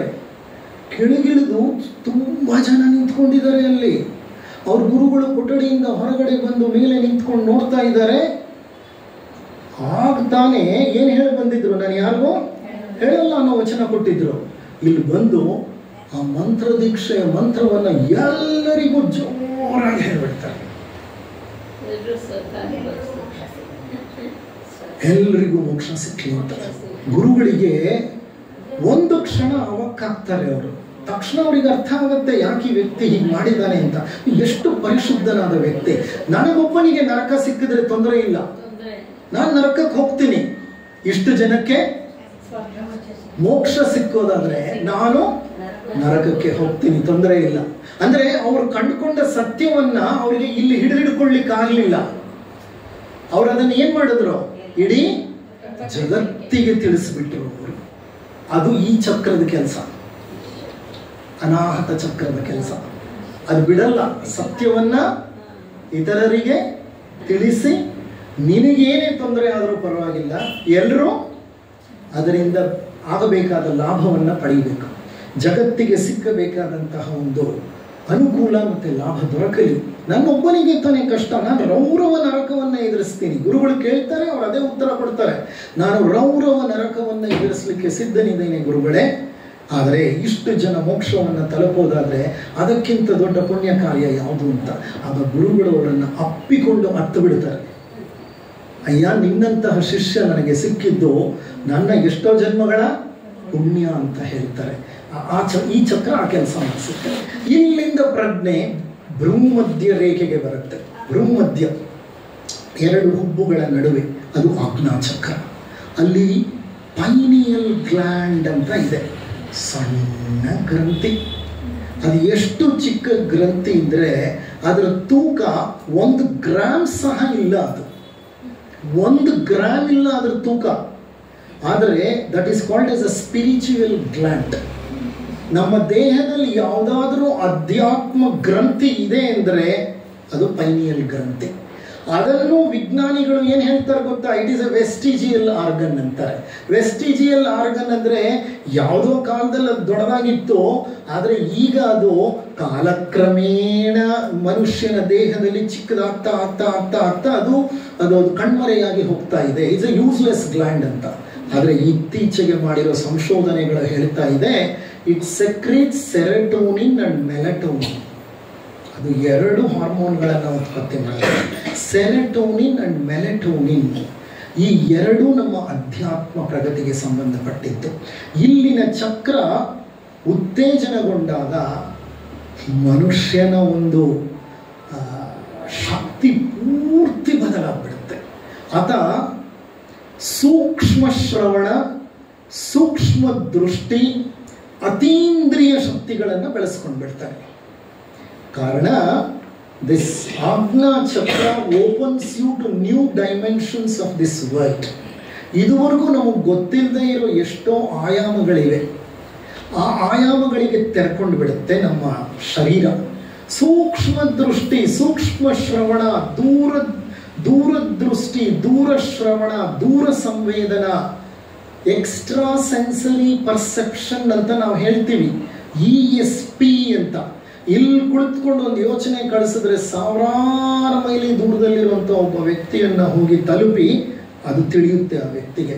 ಈಗ ಇಮೇಲು ಎಲ್ಲ ಮಾಡ್ತಿರಲ್ಲ ನೀವು, ಅದಕ್ಕೆ ಟೈಮ್ ಬೇಕು, ಇದಕ್ಕೆ ಟೈಮೇ ಬೇಡ. ಇಲ್ಲಿ ಕೂತ್ಕೊಂಡು ನೀವೊಂದು ಸಂಜ್ಞೆಯನ್ನು ಕಳಿಸಿದ್ರೆ ಕ್ಷಣ ಮಾತ್ರದಲ್ಲಿ ಎಲ್ಲೋ ಆಸ್ಟ್ರೇಲಿಯಾದ ತುದಿಯಲ್ಲಿರೋ ವ್ಯಕ್ತಿಗೆ ಆ ಸಮಾಚಾರ ಗೊತ್ತಾಗುತ್ತೆ. ಅದನ್ನು ಟೆಲಿಪತಿ ಅಂತ ಹೇಳ್ತಾರೆ, ದೂರ ಸಂವೇದನೆ ಅಂತ ಹೇಳ್ತಾರೆ, ದೂರದರ್ಶನ ಅಂತ ಹೇಳ್ತಾರೆ. There are many ESPs, lot of extra sensory perception ಇದೆ. ಅತೀಂದ್ರಿಯ ಶಕ್ತಿಗಳು, ಆ ಅತೀಂದ್ರಿಯ ಶಕ್ತಿಗಳು ನಮ್ಗೆ ಬರುತ್ತೆ. ಹೊಸ ಹೊಸ ಆಯಾಮಗಳು ಕಾಣಿಸುತ್ತವೆ. ಆ ಆಯಾಮಗಳು ಹೇಗಿರುತ್ತೆ ಅಂದರೆ, ನಾವು ನೋಡ್ತಿರೋ ಪ್ರಪಂಚ not even 1% of what is the real existence in this world. ಈ ಜಗತ್ತಿನ 1% ಭಾಗವನ್ನು ಸಹ ನಾವು ನೋಡಲಿಕ್ಕೆ, ತಿಳ್ಕೊಳ್ಳಿಕ್ಕೆ, ಅರ್ಥೈಸಲಿಕ್ಕೆ, ಅನುಭವಿಸಲಿಕ್ಕೆ ಸಾಧ್ಯ ಆಗ್ತಾ ಇಲ್ಲ. ಎಂತೆಂತಹ ಸುಂದರವಾದ ಆಯಾಮಗಳಿವೆ, ವಿಶಿಷ್ಟವಾದಂಥ ಆಯಾಮಗಳಿವೆ. ಆ ಆಯಾಮಗಳ ಪರಿಚಯವಾಗುತ್ತೆ. ಆ ಹಂತದಲ್ಲೇ ಎಷ್ಟೋ ಸಂದರ್ಭದಲ್ಲಿ ವ್ಯಕ್ತಿಗಳಿಗೆ ಭಗವಂತ ಕಂಡ ಅನ್ನುವಂತಹ ಒಂದು ಅನುಭವ ಸಾಧ್ಯ. ಭಗವಂತ ಅನ್ನುವಂಥವನು ನಿರಾಕಾರ ನಿರ್ಗುಣ ಜ್ಯೋತಿ. ಅದು ನಿರಾಕಾರ ನಿರ್ಗುಣ ಜ್ಯೋತಿ. ಅದನ್ನು ನಾವು ರೂಪದಲ್ಲಿ ವಿವರಿಸಲಿಕ್ಕೆ, ವರ್ಣಿಸಲಿಕ್ಕೆ ಸಾಧ್ಯವಿಲ್ಲ. ಅದು ಅನಂತ, ಅಮೇಯ, ಅಚಿಂತ್ಯ, ಅವರ್ಣನೀಯ. ಓಕೆ, ಅದು it's something which is beyond. You can't explain it because ಮನಸ್ಸಿನಿಂದ ಅದನ್ನು ಅರ್ಥೈಸಲಿಕ್ಕೆ ಸಾಧ್ಯವಿಲ್ಲ. ಅದೊಂದು ನಿರಾಕಾರ ಚೈತನ್ಯ, ನಿರಾಕಾರ ಬ್ರಹ್ಮ. ಈ ಆಜ್ಞಾಚಕ್ರ ತೆರೆಕೊಂಡಾಗ ಆ ಎಲ್ಲ ಆಯಾಮಗಳು ಓಪನ್ ಆಗಿಬಿಡುತ್ತೆ. ಎಷ್ಟೋ ಆಯಾಮಗಳು, ವಿಶಿಷ್ಟವಾದ ಆಯಾಮಗಳು. ಓಕೆ, ಇರಲಿ. ಈಗ ನಾನು ನಿಮ್ಗೆ ಒಂದೆರಡು ಉದಾಹರಣೆ ಕೊಟ್ಟು ಮುಂದೆ ಹೋಗ್ತೀನಿ ಬೇಗ. ಕಪ್ಪೆ ಇದೆಯಲ್ಲ, ಕಪ್ಪೆಗೆ ಇಲ್ಲಿ ಇರುವಂಥ ಒಂದೊಂದು ಅಣುಗಳು ಅದರ ಕಣ್ಣಿಗೆ ಕಾಣಿಸುತ್ತೆ. The whole world is made of atoms. ನನಗೆ ನಿಮಗೆ ಆಟಮ್ಸ್ ಕಾಣಿಸುತ್ತಾ ಆಟಮ್ಸು? ಇಲ್ಲ. ಕಪ್ಪೆ ಕಣ್ಣಿಗೆ ಒಂದೊಂದು ಆಟಮ್ ಕಾಣಿಸುತ್ತೆ. ಅದಕ್ಕೆ ಈ ಬಣ್ಣಗಳು ಕಾಣಿಸಲ್ಲ. ನನ್ನ ನೋಡಿದ್ರೆ ಅದಕ್ಕೆ ಒಂದು ದೊಡ್ಡ ಅಣುಗಳ ರಾಶಿ. ನಿಮ್ಮನ್ನು ನೋಡಿದ್ರೆ ನೀವೊಂದು ದೊಡ್ಡ ಅಣುಗಳ ರಾಶಿ. It has a different perception. Shark ಇದೆಯಲ್ಲ, ಅದಕ್ಕೆ ಪ್ರಪಂಚ ಹೇಗೆ ಕಾಣಿಸುತ್ತೆ ಗೊತ್ತಾ? ಒಂದು ಥರ್ಮಲ್ ಇಮೇಜ್ ಆಗಿ ಕಾಣಿಸುತ್ತೆ. ಕೆಂಪು, ಹಳದಿ, ಹಸಿರು ಬಣ್ಣದ ಛಾಯೆ. ಅದಕ್ಕೆ ನಮ್ಮ ಥರ ಪ್ರಪಂಚ ಕಾಣಿಸಲ್ಲ. The world of shark is different, the world of frog is different, the world of whale is different. ಒಂದೊಂದು ಪ್ರಾಣಿ ಜಗತ್ತನ್ನು ಒಂದೊಂದಾಗಿ ನೋಡುತ್ತೆ. ಹಾಗಾದ್ರೆ ಈ ಜಗತ್ತೆಲ್ಲ ಬೇರೆ ಬೇರೆನ? ಅಲ್ಲ, ಒಂದೇ ಜಗತ್ತು. ಆದರೆ ಕಾಣಿಸ್ತಿರೋದು ಒಬ್ಬೊಬ್ಬರಿಗೆ ಒಂದೊಂದು ಥರ. ಹಾಗಾದ್ರೆ is the world that I am seeing is the true world? Is the real world? Big question ಅದು ಫಿಲಾಸಫಿಲಿ. ನನ್ನ ಕಣ್ಣಿಗೆ ಹಿಂಗೆ ಕಾಣಿಸ್ತಿದೆ, ಅಷ್ಟು ಮಾತ್ರ ಬೇರೆ ಪ್ರಾಣಿಗಳಿಗೂ ಹಾಗೆ ಕಾಣಿಸ್ಬೇಕಂತ ಇಲ್ಲ. ಅವುಗಳಿಗೆ ಬೇರೆ ರೀತಿ ಇದೆ. ಅಂಗಗಳು, ಅವಯವಗಳು, ಜ್ಞಾನೇಂದ್ರಿಯಗಳು, ಮನಸ್ಸು, ಮೆದುಳು ಎಲ್ಲ ಅವುಗಳಿಗೆ ಬೇರೆ ರೀತಿ ಕಾಣಿಸ್ತಿದೆ. ಹಾಗಾದ್ರೆ ನಾನು ಕಾಣ್ತಾ ಇರುವಂಥ ಪ್ರಪಂಚ ಟ್ರೂತಾ? ಕಪ್ಪೆ ಕಾಣ್ತಿರೋ ಪ್ರಪಂಚ ಟ್ರೂತಾ? ಇಲ್ಲ ವೇಲ್, ಶಾರ್ಕ್ ಕಾಣ್ತಿರೋ ಪ್ರಪಂಚ ಟ್ರೂತಾ? ಎಲ್ಲ ಟ್ರೂತೆ. ಅವರವ್ರ ಹಂತದಲ್ಲಿ ಅವರವರಿಗೆ ಟ್ರೂತು. ಯಾಕಿದು ಹೇಳ್ತಿದ್ದೀನಿ ಅಂದರೆ, ವಿಶಿಷ್ಟ ಆಯಾಮಗಳಿವೆ. ಆ ಆಯಾಮಗಳ ಪರಿಚಯ ಆಜ್ಞಾಚಕ್ರದಲ್ಲಾಗುತ್ತೆ. ಅಲ್ಲಿಂದ ಮೇಲೇರಿದರೆ ಪ್ರಾಣಶಕ್ತಿ ಅಂದರೆ ಕುಂಡಲಿನಿ, ಮೂಲಾಧಾರದಿಂದ ಮೇಲೇರಿ ಎಲ್ಲ ಚಕ್ರಗಳನ್ನು ದಾಟಿ ಸಹಸ್ರಾರ ಚಕ್ರಕ್ಕೆ ಬರುತ್ತೆ. ಸಹಸ್ರಾರ ಚಕ್ರ ಅನ್ನೋದು ಅತ್ಯಂತ ಉನ್ನತ ಸ್ಥಾನದಲ್ಲಿದೆ. ಅದು ಪಿಟ್ಯೂಟರಿ ಗ್ರಂಥಿಗೆ ಸಂಬಂಧಪಟ್ಟಂತಹ ಚಕ್ರ. ಆ ಚಕ್ರದಲ್ಲಿ 196 ದಳಗಳಿವೆ, 196 ಪೆಟಲ್ಸ್ ಇದೆ. ಆ ಚಕ್ರವನ್ನು ತಲುಪಿ ಅದು ಉತ್ತೇಜನಗೊಂಡಾಗ ಕುಂಡಲಿನಿ ಶಕ್ತಿ ಸಹಸ್ರಾರ ಚಕ್ರವನ್ನು ಅರಳಿಸಿ ಅದರಿಂದ ಮೇಲೆ ಮೇಲೇರಿ ಆ ವಿಶ್ವ ಚೈತನ್ಯವನ್ನು ಸೇರಿಬಿಡುತ್ತೆ. ಇದರ ಅರ್ಥ ಏನು ಗೊತ್ತಾ? ಸೂಚ್ಯವಾಗಿ ಪಾರ್ವತೀ ದೇವಿ ಕುಂಡಲಿನಿ ಶಕ್ತಿಯಾಗಿ ಮೂಲಾಧಾರ ಚಕ್ರದಲ್ಲಿ ಉಪಸ್ಥಿತವಾಗಿದ್ದಾಳೆ. ಆಕೆ ಮೇರುದಂಡದ ಮೂಲಕ ಮೇಲೇರಿ ಸಹಸ್ರಾರ ಚಕ್ರದಿಂದ ಹೊರಬರೋ ಹಂತದಲ್ಲಿ ಮನುಷ್ಯನನ್ನ ಯೌಗಿಕವಾಗಿ ಪರಿಪೂರ್ಣ ಸಿದ್ಧಪಡಿಸಿ ಆತನಿಗೆ ಒಂದು ಜ್ಞಾನೋದಯವನ್ನು ನೀಡಿ ಬ್ರಹ್ಮರಂಧ್ರದಿಂದ ಹೊರಬಂದಂತಹ ಆ ಪ್ರಾಣಶಕ್ತಿ ಸಹಸ್ರಾರ ಚಕ್ರ ಅರಳಿದಾಗ ಜ್ಞಾನೋದಯ ಆಗ್ಬಿಡುತ್ತೆ. ಬುದ್ಧರಿಗಾದದ್ದೇ ಜ್ಞಾನೋದಯ. ಅದರ ನಂತರ ಪಾರ್ವತಿ ಪರಮೇಶ್ವರನನ್ನು ತಲುಪಿಬಿಡ್ತಾಳೆ. ಪರಮೇಶ್ವರ ಅಂತಂದ್ರೆ ಪೂರ್ಣ ಬಯಲಿನಲ್ಲಿ ಇರೋನು ಯಾರು? ಬಯಲಿನಲ್ಲಿರೋನು ಪರಮೇಶ್ವರ. ವ್ಯಷ್ಟಿ ಪ್ರಜ್ಞೆ ಸಮಷ್ಟಿ ಪ್ರಜ್ಞೆಯ ಜೊತೆ ಬೆರೆತ್ಕೊಂಡ್ಬಿಡುತ್ತೆ. ನೋಡಿ, ಈ ಕುಂಡಲಿನಿ ಶಕ್ತಿಯನ್ನ ಬಲವಂತವಾಗಿ ಜಾಗೃತಗೊಳಿಸಬಾರದು. ಹಠಯೋಗಿಗಳು ಆ ಕೆಲಸ ಮಾಡ್ತಾರೆ. ಹಾಗೇನಾದರೂ ಬಲವಂತವಾಗಿ ಕುಂಡಲಿನಿಯನ್ನು ಜಾಗೃತಗೊಳಿಸಿದ್ರೆ ಅವರು ದೊಡ್ಡ ಹುಚ್ಚರಾಗ್ಬಿಡ್ತಾರೆ. ಅವರು ದೊಡ್ಡ ಸಮಸ್ಯೆಗಳಿಗೆ ಈಡಾಗ್ತಾರೆ. ಯಾಕೆ ಅಂದರೆ ಕುಂಡಲಿನಿ ಅನ್ನೋದು ಒಂದು ಅಪಾರವಾದ ಶಕ್ತಿ. ಅದನ್ನು ನಮ್ಮ ಥಿಯಾಸಫಿ ಲಿಟ್ರೇಚರಲ್ಲಿ ಫೋಹತ್ ಅಂತ ಹೇಳ್ತೇವೆ. ಈ ಫೋಹತ್ ಅನ್ನೋದು ಮೂಲ ಪ್ರಕೃತಿಯ ಶಕ್ತಿ. ಅದು ಮೂಲ ಪ್ರಕೃತಿ. ಪುರುಷ ಪ್ರಕೃತಿ ಅಂತೀವಲ್ಲ ಸಾಂಖ್ಯದಲ್ಲಿ, ಆ ಮೂಲ ಪ್ರಕೃತಿ ಅಥವಾ ಪಾರ್ವತಿಯ ಶಕ್ತಿ. ಆ ಶಕ್ತಿಯನ್ನು ತಡ್ಕೊಳ್ಳೋದಕ್ಕೆ ನಮ್ಮ ಶರೀರಗಳು ಸಿದ್ಧವಾಗಿರಬೇಕು. ಯಮ, ನಿಯಮ, ಆಸನ, ಪ್ರಾಣಾಯಾಮ, ಪ್ರತ್ಯಾಹಾರ, ಧಾರಣ ಇವುಗಳನ್ನು ದಾಟಿ ಧ್ಯಾನವನ್ನು ಎಷ್ಟೋ ಕಾಲ ಮಾಡಿದಾಗ ಒಂದೊಂದು ಚಕ್ರದ ಮೇಲೆ ನಮ್ಮ ಗಮನವನ್ನು ಕೊಡ್ತಾ ಕೊಡ್ತಾ ಕೊಡ್ತಾ ಕೊಡ್ತಾ ಪ್ರಜ್ಞೆ ಮೇಲೇರಿ ಯಾವುದೋ ಒಂದು ಹಂತದಲ್ಲಿ ನಿಮ್ಮ ಅರಿವಿಗೆ ಬರದ ಹಾಗೆ ಆ ಕುಂಡಲಿನಿ ಶಕ್ತಿ ಮೇರುದಂಡವನ್ನು ದಾಟಿ ಜಗತ್ತನ್ನು ಸೇರಿಬಿಡುತ್ತೆ. ಆದರೆ ಇಲ್ಲಿ ಒಂದು ವಿಷಯ ನಮ್ಮ ವೇದಗಳಲ್ಲಿ, ನಮ್ಮ ಉಪನಿಷತ್ತುಗಳಲ್ಲಿ ಕೊಡದೇ ಇರೋದು ಈಜಿಪ್ಷಿಯನ್ ಧರ್ಮಶಾಸ್ತ್ರದಲ್ಲಿ ಕೊಟ್ಟಿದೆ. ಈಜಿಪ್ಟ್ನ ನಾಗರಿಕತೆ ಸುಮಾರು 12-15 ಸಾವಿರಗಳ ಹಿಂದಿನ ನಾಗರಿಕತೆ. ಅಲ್ಲಿ ಪಿರಮಿಡ್ಗಳು ಯಾವ ಕಾಲದಲ್ಲಿ ಕಟ್ಟಿದ್ದು, ಅಲ್ಲಿನ ನಾಗರಿಕತೆ ಬಹಳ ಹಿಂದಿನ ನಾಗರಿಕತೆ. ಹೆಚ್ಚು ಕಡಿಮೆ ನಮ್ಮ ಹಿಂದೂ ಮೆಸೊಪೊಟೋಮಿಯಾ ಮತ್ತು ಮೊಹೆಂಜೊದಾರೋ, ಹರಪ್ಪ ನಾಗರಿಕತೆಗಳಿಗಿಂತ ಹಿಂದಿನ ನಾಗರಿಕತೆ ಅಂತ ಹೇಳ್ತಾರೆ. ಆ ನಾಗರಿಕತೆಯ ಜನರಿಗೆ ಇನ್ನೂ ಒಂದು ಚಕ್ರ ಗೊತ್ತಿತ್ತು. ಅವರ ಪ್ರಕಾರ 7 ಚಕ್ರಗಳಲ್ಲ, 8 ಚಕ್ರ. ಆ 8ನೇ ಚಕ್ರ ನಮ್ಮ ತಲೆಯಿಂದ 16 ಇಂಚು ಮೇಲಿರುತ್ತೆ. ಬ್ರಹ್ಮರಂಧ್ರದಿಂದ 16 ಇಂಚು ಮೇಲೆ. ಅದು ಯಾವ ಚಕ್ರ ಅಂದರೆ ಕಾ ಅಂತ ಕರೀತಾರೆ ಅವರು. ಆ ಕಾ ಚಕ್ರವನ್ನು ಹೋಗಿ ತಲುಪುತ್ತೆ ನಮ್ಮ ಈ ಪ್ರಾಣಶಕ್ತಿ, ನಮ್ಮ ಈ ಕುಂಡಲಿನಿ ಶಕ್ತಿ ಅದರ ಜೊತೆ ಕನೆಕ್ಟ್ ಆಗಿಬಿಡುತ್ತೆ. ಆ ಕಾ ಇಸ್ ದ ಆಂಟೆನಾ ಇದ್ದ ಹಾಗೆ. ಗ್ಲೋಬಲ್ ಆಂಟೆನಾ ಅದು. ಗ್ಲೋಬಲ್ ಅನ್ನೋಕ್ಕಿಂತ ಯೂನಿವರ್ಸಲ್ ಆಂಟೆನಾ. ವಿಶ್ವದ ನಾನಾ ಮೂಲೆಗಳ ಸ್ಪಂದನಗಳನ್ನು ಸ್ವೀಕರಿಸುವಂಥ ಒಂದು ಚಕ್ರ. ಈ ಚಕ್ರ ಸದಾ ನಮ್ಮ ತಲೆ ಮೇಲೆ ಇರುತ್ತೆ. ಅದು ನಮ್ಮ ಶರೀರದಲ್ಲಿ ಇಲ್ಲ, ಪ್ರಾಣ ಶರೀರದಲ್ಲೂ ಇಲ್ಲ. ಅದು 16 ಇಂಚುಗಳ ಹೊರಗೆ ನಿಂತಿರುತ್ತೆ. ನಾವು ನಡೆದಂತೆಲ್ಲ ಅದು ನಮ್ಮ ಮೇಲೆ ನಡೀತಾ ಇರುತ್ತೆ. This is what is Egyptian explanation for it. That is a antenna for us. ನಿಮ್ಗೆ ನಾಲ್ಕ ಇದೆಯಾ, ಟಿವಿಗಳು ಬಂದು ಹೊಸರಲ್ಲಿ ಮೇಲೆ ಆಂಟೆನಾ ಇಡ್ತಿದ್ವಿ. ಆಂಟೆನಾ ಇಟ್ಟು ಟಿವಿ ಕನೆಕ್ಟ್ ಮಾಡ್ತಿದ್ವಿ. ಎಲ್ಲೋ ಪ್ರಸಾರ ಆಗೋದು ಇಲ್ಲಿ ಟಿವಿಲಿ ಬರ್ತಿತ್ತು, ಹೌದಾ ಅಲ್ವಾ? ಆ ಥರ ಇದೊಂದು ದಿವ್ಯ ಆಂಟೆನಾ ಕಾ ಅನ್ನೋದು. ಕಾಗೆ ಸಿಕ್ಕಾಗ ಇಡೀ ಜಗತ್ತು ವಿಶಾಲವಾಗಿ ಅದಕ್ಕೆ ಸಂಬಂಧಪಟ್ಟಂತಹ ಒಂದು ಅಖಿಲಾಂಡ ಕೋಟಿ ಬ್ರಹ್ಮಾಂಡದ ಪರಿಚಯವನ್ನು ಮಾಡಿಕೊಡುತ್ತೆ. ಇರಲಿ, ಇಷ್ಟು ಹೇಳ್ತಾ ಜೋ ಡಿಸ್ಪೆನ್ಸಾ ಅನ್ನುವಂಥ ಒಬ್ಬ ಡಾಕ್ಟರ್ ಸಾಕಷ್ಟು ಸಂಶೋಧನೆಗಳನ್ನು ಮಾಡಿದ್ದಾನೆ. ಆತ ಏನು ಮಾಡ್ತಾನೆ ಅಂತಂದರೆ GDV ಇಮೇಜಸ್ ಅಂತ ಹೇಳ್ತಾರೆ. ಇದು ಒಂದು ವಿಶಿಷ್ಟವಾದಂತಹ ಗ್ಯಾಜೆಟ್ ಅಂತಂದರೆ ಒಂದು ಡಿವೈಸ್. ಈ ಡಿವೈಸ್ನ ಬಳಸಿ ಧ್ಯಾನಕ್ಕೆ ಮೊದಲು ಅವರ ಆರಾನ ಸೆರೆ ಹಿಡಿದಿದ್ದಾನೆ. ಆರ ಅಂದರೆ ಪ್ರಭಾವಳಿ, ಪ್ರಾಣ ಶರೀರ. ಧ್ಯಾನದ ನಂತರ ಅವರ ಪ್ರಾಣ ಶರೀರ. ಹಲವಾರು ಬಾರಿ ಪ್ರಯೋಗಗಳನ್ನು ಮಾಡ್ತಾನೆ. ನೀವಿಲ್ಲಿ ನೋಡಿ, ಧ್ಯಾನಕ್ಕೆ ಮೊದಲು ಪ್ರಾಣ ಶರೀರ ಹೇಗಿದೆ, ಧ್ಯಾನದ ನಂತರ ಹೇಗಿದೆ, ವ್ಯತ್ಯಾಸ ಇದೆಯಾ ಇಲ್ವಾ? ಎಷ್ಟು ಯೂನಿಫಾರ್ಮ್ ಆಗಿದೆ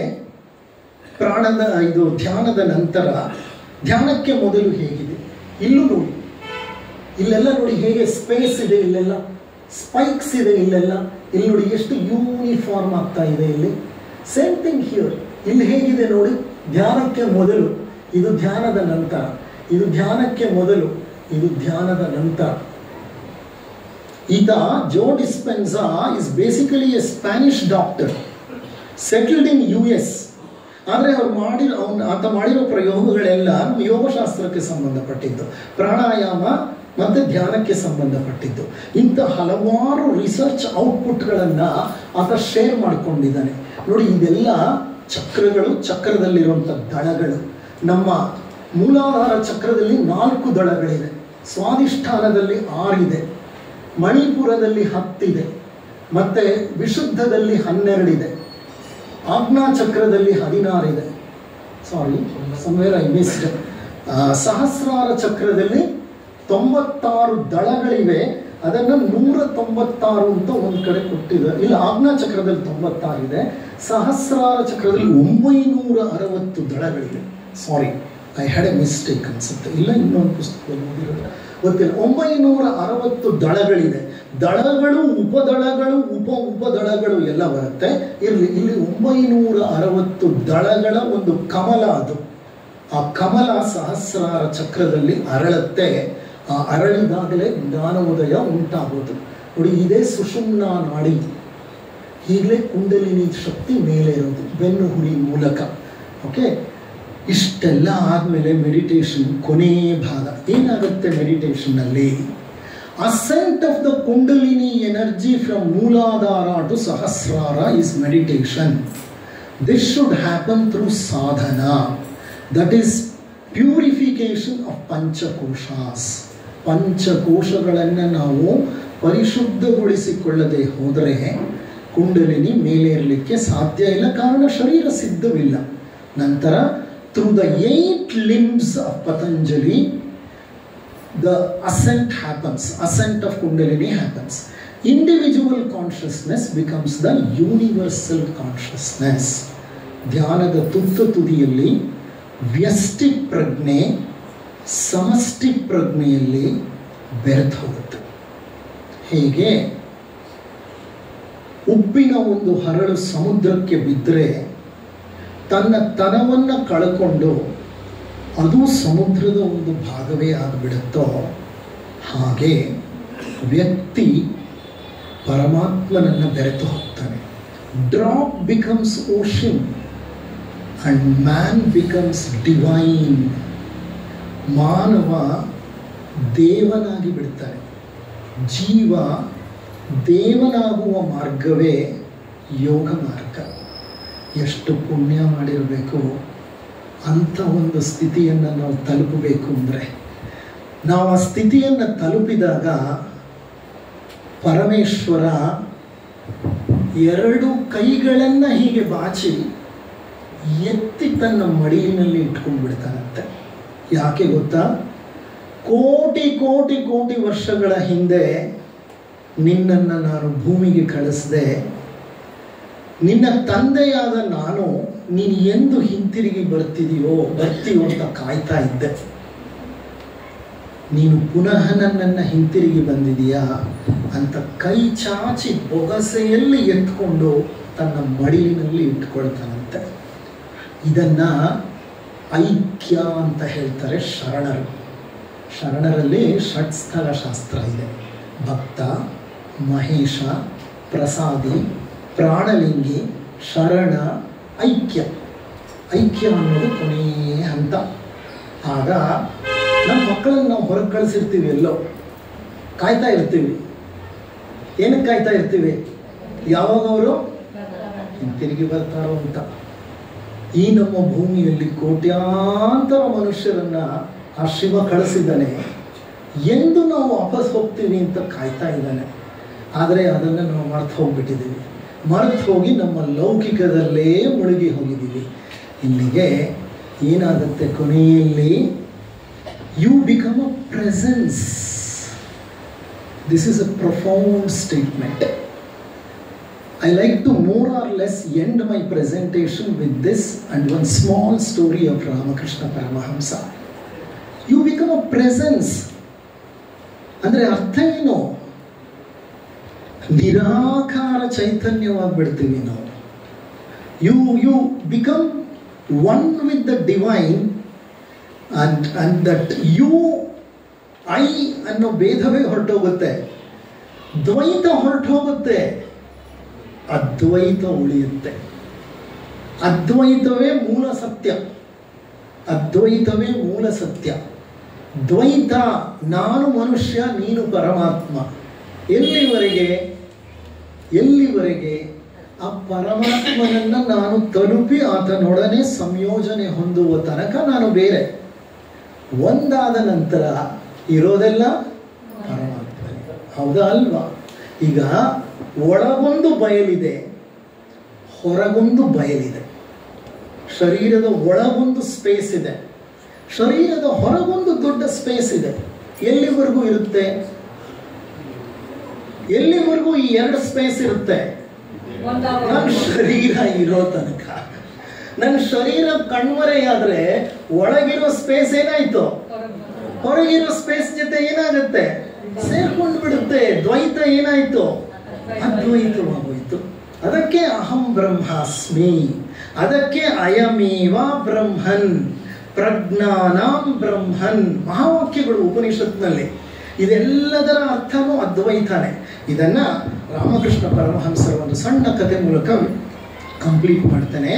ಏನಾಗುತ್ತೆ ಅಂದರೆ ಅವರು ಒಂದು ಉದಾಹರಣೆಯನ್ನು ನೀಡ್ತಾ ಹೇಳ್ತಾರೆ, ವ್ಯಷ್ಟಿ ಮತ್ತು ಸಮಷ್ಟಿ ಪ್ರಜ್ಞೆಯ ಒಂದು ಸಂಯೋಜನೆಯನ್ನು. ಒಂದು ಉಪ್ಪಿನ ಬೊಂಬೆ ಇತ್ತಂತೆ. ಆ ಉಪ್ಪಿನ ಬೊಂಬೆ ಬಹಳ ದೂರದಿಂದ ನಡ್ಕೊಂಡು ಬರ್ತಿತ್ತು. ಯಾಕೆ ನಡ್ಕೊಂಡು ಬರ್ತಿತ್ತು? ಅದಕ್ಕೆ ಯಾರೋ ಹೇಳಿದ್ರು, ದೇವರು ಅಂತ ಇದ್ದಾನೆ, ಆ ದೇವರ ಪ್ರಾರ್ಥನೆ ಮಾಡು, ಇಂದಲ್ಲ ನಾಳೆ ನೀನು ಆ ದೇವರನ್ನ ಆರಾಧನೆ ಮಾಡಿದರೆ ನಿನಗೆ ಮೋಕ್ಷ ಸಿಕ್ಕುತ್ತೆ ಅಂತ. ಸರಿ, ಎಲ್ಲೋ ದೇವರಿದ್ದಾನೆ, ಮೋಕ್ಷ ಸಿಕ್ಕುತ್ತೆ ಅಂತ ದೇವರನ್ನ ಹುಡುಕೊಂಡು ದೂರದ ಒಂದು ಊರಿನಲ್ಲಿದ್ದಿದ್ದು ಬೆಟ್ಟಗಳನ್ನು, ಕಾಡುಗಳನ್ನು, ಮೇಡುಗಳನ್ನು, ನದಿಗಳನ್ನು, ಹೊಳೆಗಳನ್ನು, ಬಯಲನ್ನು, ಹುಲ್ಲುಗಾವಲನ್ನು ದಾಟಿ ದಾಟಿ ದಾಟಿ ದಾಟಿ 100 ಕಿಲೋಮೀಟರ್ ನಡೆದು ಬಂತು. ಕೊನೆಗೆ ನಡೀತಾ ನಡೀತಾ ನಡೀತಾ ಇದ್ದಕ್ಕಿದ್ದ ಹಾಗೆ ಎದುರುಗಡೆ ದೊಡ್ಡ ಸಮುದ್ರ ಬಂದ್ಬಿಡ್ತು. ಅದು ಎಂದು ಸಮುದ್ರನ ನೋಡೇ ಇಲ್ಲ, ಇದುವರೆಗೂ ನೋಡಿಲ್ಲ ಅದು ಸಮುದ್ರನ. ಹಾಗೆ ನಾವೆಂದು ದೇವರನ್ನ ನೋಡೇ ಇಲ್ಲ. ನಡೀತಾ ಇದ್ದೀವಿ, ಯಾವತ್ತೋ ಬರ್ತಾರೆ ಭಗವಂತ ಅಂತ. ಅದು ಹಂಗೆ ನಡ್ಕೊಂಡು ಬಂತು. ಇದ್ದಕ್ಕಿದ್ದಂಗೆ ಸಮುದ್ರ, ಇದ್ದಕ್ಕಿದ್ದಂಗೆ ಭಗವಂತ. ಅದಕ್ಕೆ ಭಗವಂತ ಅಂತಲೂ ಗೊತ್ತಿಲ್ಲ. ಸಮುದ್ರದ ಮುಂದೆ ನಿಂತ್ಕೊಂಡು ಅದು ಬಹಳ ಆಶ್ಚರ್ಯವಾಗೋಯ್ತು. ಯಾರು ನೀನು ಅಂತ ಕೇಳಿತು. ನಾನು ಸಮುದ್ರ ಅಂತ ಅಂತ. ಎಷ್ಟು ವಿಶಾಲವಾದಂತಹ ನೀರು ಇಲ್ಲಿದೆ ಅಂತ ಅಂತು. ಹೌದು. ನಿನ್ನ ಸ್ವರೂಪವೇನು ಅಂತ ಕೇಳಿತು. ಹೌದಾ, ನನ್ನ ಸ್ವರೂಪ ಬೇಕಾ ನಿನಗೆ? ಬಾ ಒಳಗೆ. ಸಮುದ್ರ ಏನಂತು ಬೊಂಬೆಗೆ? ಬಾ ಒಳಗೆ ಇತ್ತು. ಬೊಂಬೆಗೆ ಗೊತ್ತಾಗ್ಲಿಲ್ಲ. ಬಾ ಒಳಗೆ ಅಂತಲ್ಲ, ಅದೇನ್ ಮಾಡ್ತು? ನಮ್ಮ ಪರಿಸ್ಥಿತಿನೂ ಹಿಂಗೆ. ಭಗವಂತ ಎದುರಿಗೆ ನಿಂತಿದ್ರು ನಮಗೆ ಆ ಹಂತದಲ್ಲಿ ಇನ್ನ ಆ ಪ್ರಜ್ಞೆ ಇರಲು ಗೊತ್ತಾಗಲ್ಲ. ಬಾ ಒಳಗೆ ಅಂತ ಸಮುದ್ರ ಕರೀತು. ಇದು ಮೆಲ್ಲಗೆ ಒಂದೊಂದೇ ಹೆಜ್ಜೆ ಇಟ್ಕೊಂಡು ಸಮುದ್ರದ ಒಳಗೆ ಹೋಯ್ತು. ಸ್ವಲ್ಪ ಸ್ವಲ್ಪ ಸ್ವಲ್ಪ ಹೆಜ್ಜೆ ಇಟ್ಕೊಂಡು ಒಳಗೆ ಹೋಗ್ತಾ ಇದ್ದಾಗೆ ಉಪ್ಪೇನಾಯ್ತು? ಅದಕ್ಕೆ ಏನಾಗ್ತಿದೆ ಅನ್ನೋದೇ ಅದಕ್ಕೆ ಅರ್ಥ ಆಗ್ತಿಲ್ಲ. ಇದುವರೆಗೂ ಅದಕ್ಕೆ ಒಂದು ವ್ಯಕ್ತಿತ್ವವಿತ್ತು, ಅದಕ್ಕೊಂದು ರೂಪವಿತ್ತು, ಅದಕ್ಕೊಂದು ಐಡೆಂಟಿಟಿ ಇತ್ತು, ಅದಕ್ಕೊಂದು ಅಹಂ ಇತ್ತು. ಈಗೇನಾಯ್ತು? ರೂಪ ಕಳ್ಕೊಂಡು ನಿರ್ರೂಪ ಅಥವಾ ಅರೂಪ ಸ್ಥಿತಿಯನ್ನು ತಲುಪ್ತಾ ಇದೆ. ಹಂತ ಹಂತವಾಗಿ ಉಪ್ಪಿನ ಹರಳುಗಳು ಕರಗ್ತಾ ಕೊನೇ ಒಂದು ಹರಳು ಬಾಕಿ ಇತ್ತಂತೆ. ಆ ಕೊನೇ ಹರಳು ಕರಗುವಾಗ ಹೇಳ್ತಂತೆ, ಈಗ ಗೊತ್ತಾಯ್ತು ನಾನು ಯಾರು ಅಂತ. ನಾನು ಯಾರು ಅಲ್ಲ, ನೀನೇ ನಾನು. ನೀನೇ ನಾನು ಅಂತ ಹೇಳುವಾಗ ಸಹ ಇನ್ನ ಏನಿದೆ? ಆ ಹರಳಿದೆ, ಅದಕ್ಕೊಂದು ರೂಪ ಇದೆ. ಆ ಹರಳು ಕರಗಿ ಹೋಗ್ಬಿಟ್ರೆ ಅಲ್ಲಿ ನೀನೂ ಇಲ್ಲ, ನಾನು ಇಲ್ಲ, ಇರೋದೆಲ್ಲ ಒಂದೇ. ಅಂತ ಸ್ಥಿತಿಗೆ ಕರ್ಕೊಂಡು ಹೋಗುತ್ತೆ ನಮ್ಮ ಧ್ಯಾನ ಅನ್ನುವಂಥದ್ದು. ಆ ಸ್ಥಿತಿಯನ್ನು ತಲುಪುವ ಪ್ರಯತ್ನವನ್ನು ಮಾಡೋಣ. ಬೆಳಿಗ್ಗೆಯಿಂದ ಹಲವಾರು ಉಪನ್ಯಾಸಗಳು, ಗಾಯನ ಮತ್ತು ಪ್ರಾಕ್ಟಿಕಲ್ ಡೆಮಾನ್ಸ್ಟ್ರೇಷನ್ ಎಲ್ಲ ನಡೆದಿದೆ. ನಿಮ್ಮೆಲ್ಲರ ಸಹಕಾರಕ್ಕೆ ನಾನು ನಮ್ಮ ವೈವಸ್ವತ ಥಿಯೋಸಾಫಿಕಲ್ ಸೊಸೈಟಿಯ ಎಲ್ಲ ಪದಾಧಿಕಾರಿಗಳ ಪರವಾಗಿ ನಾನು ನನ್ನ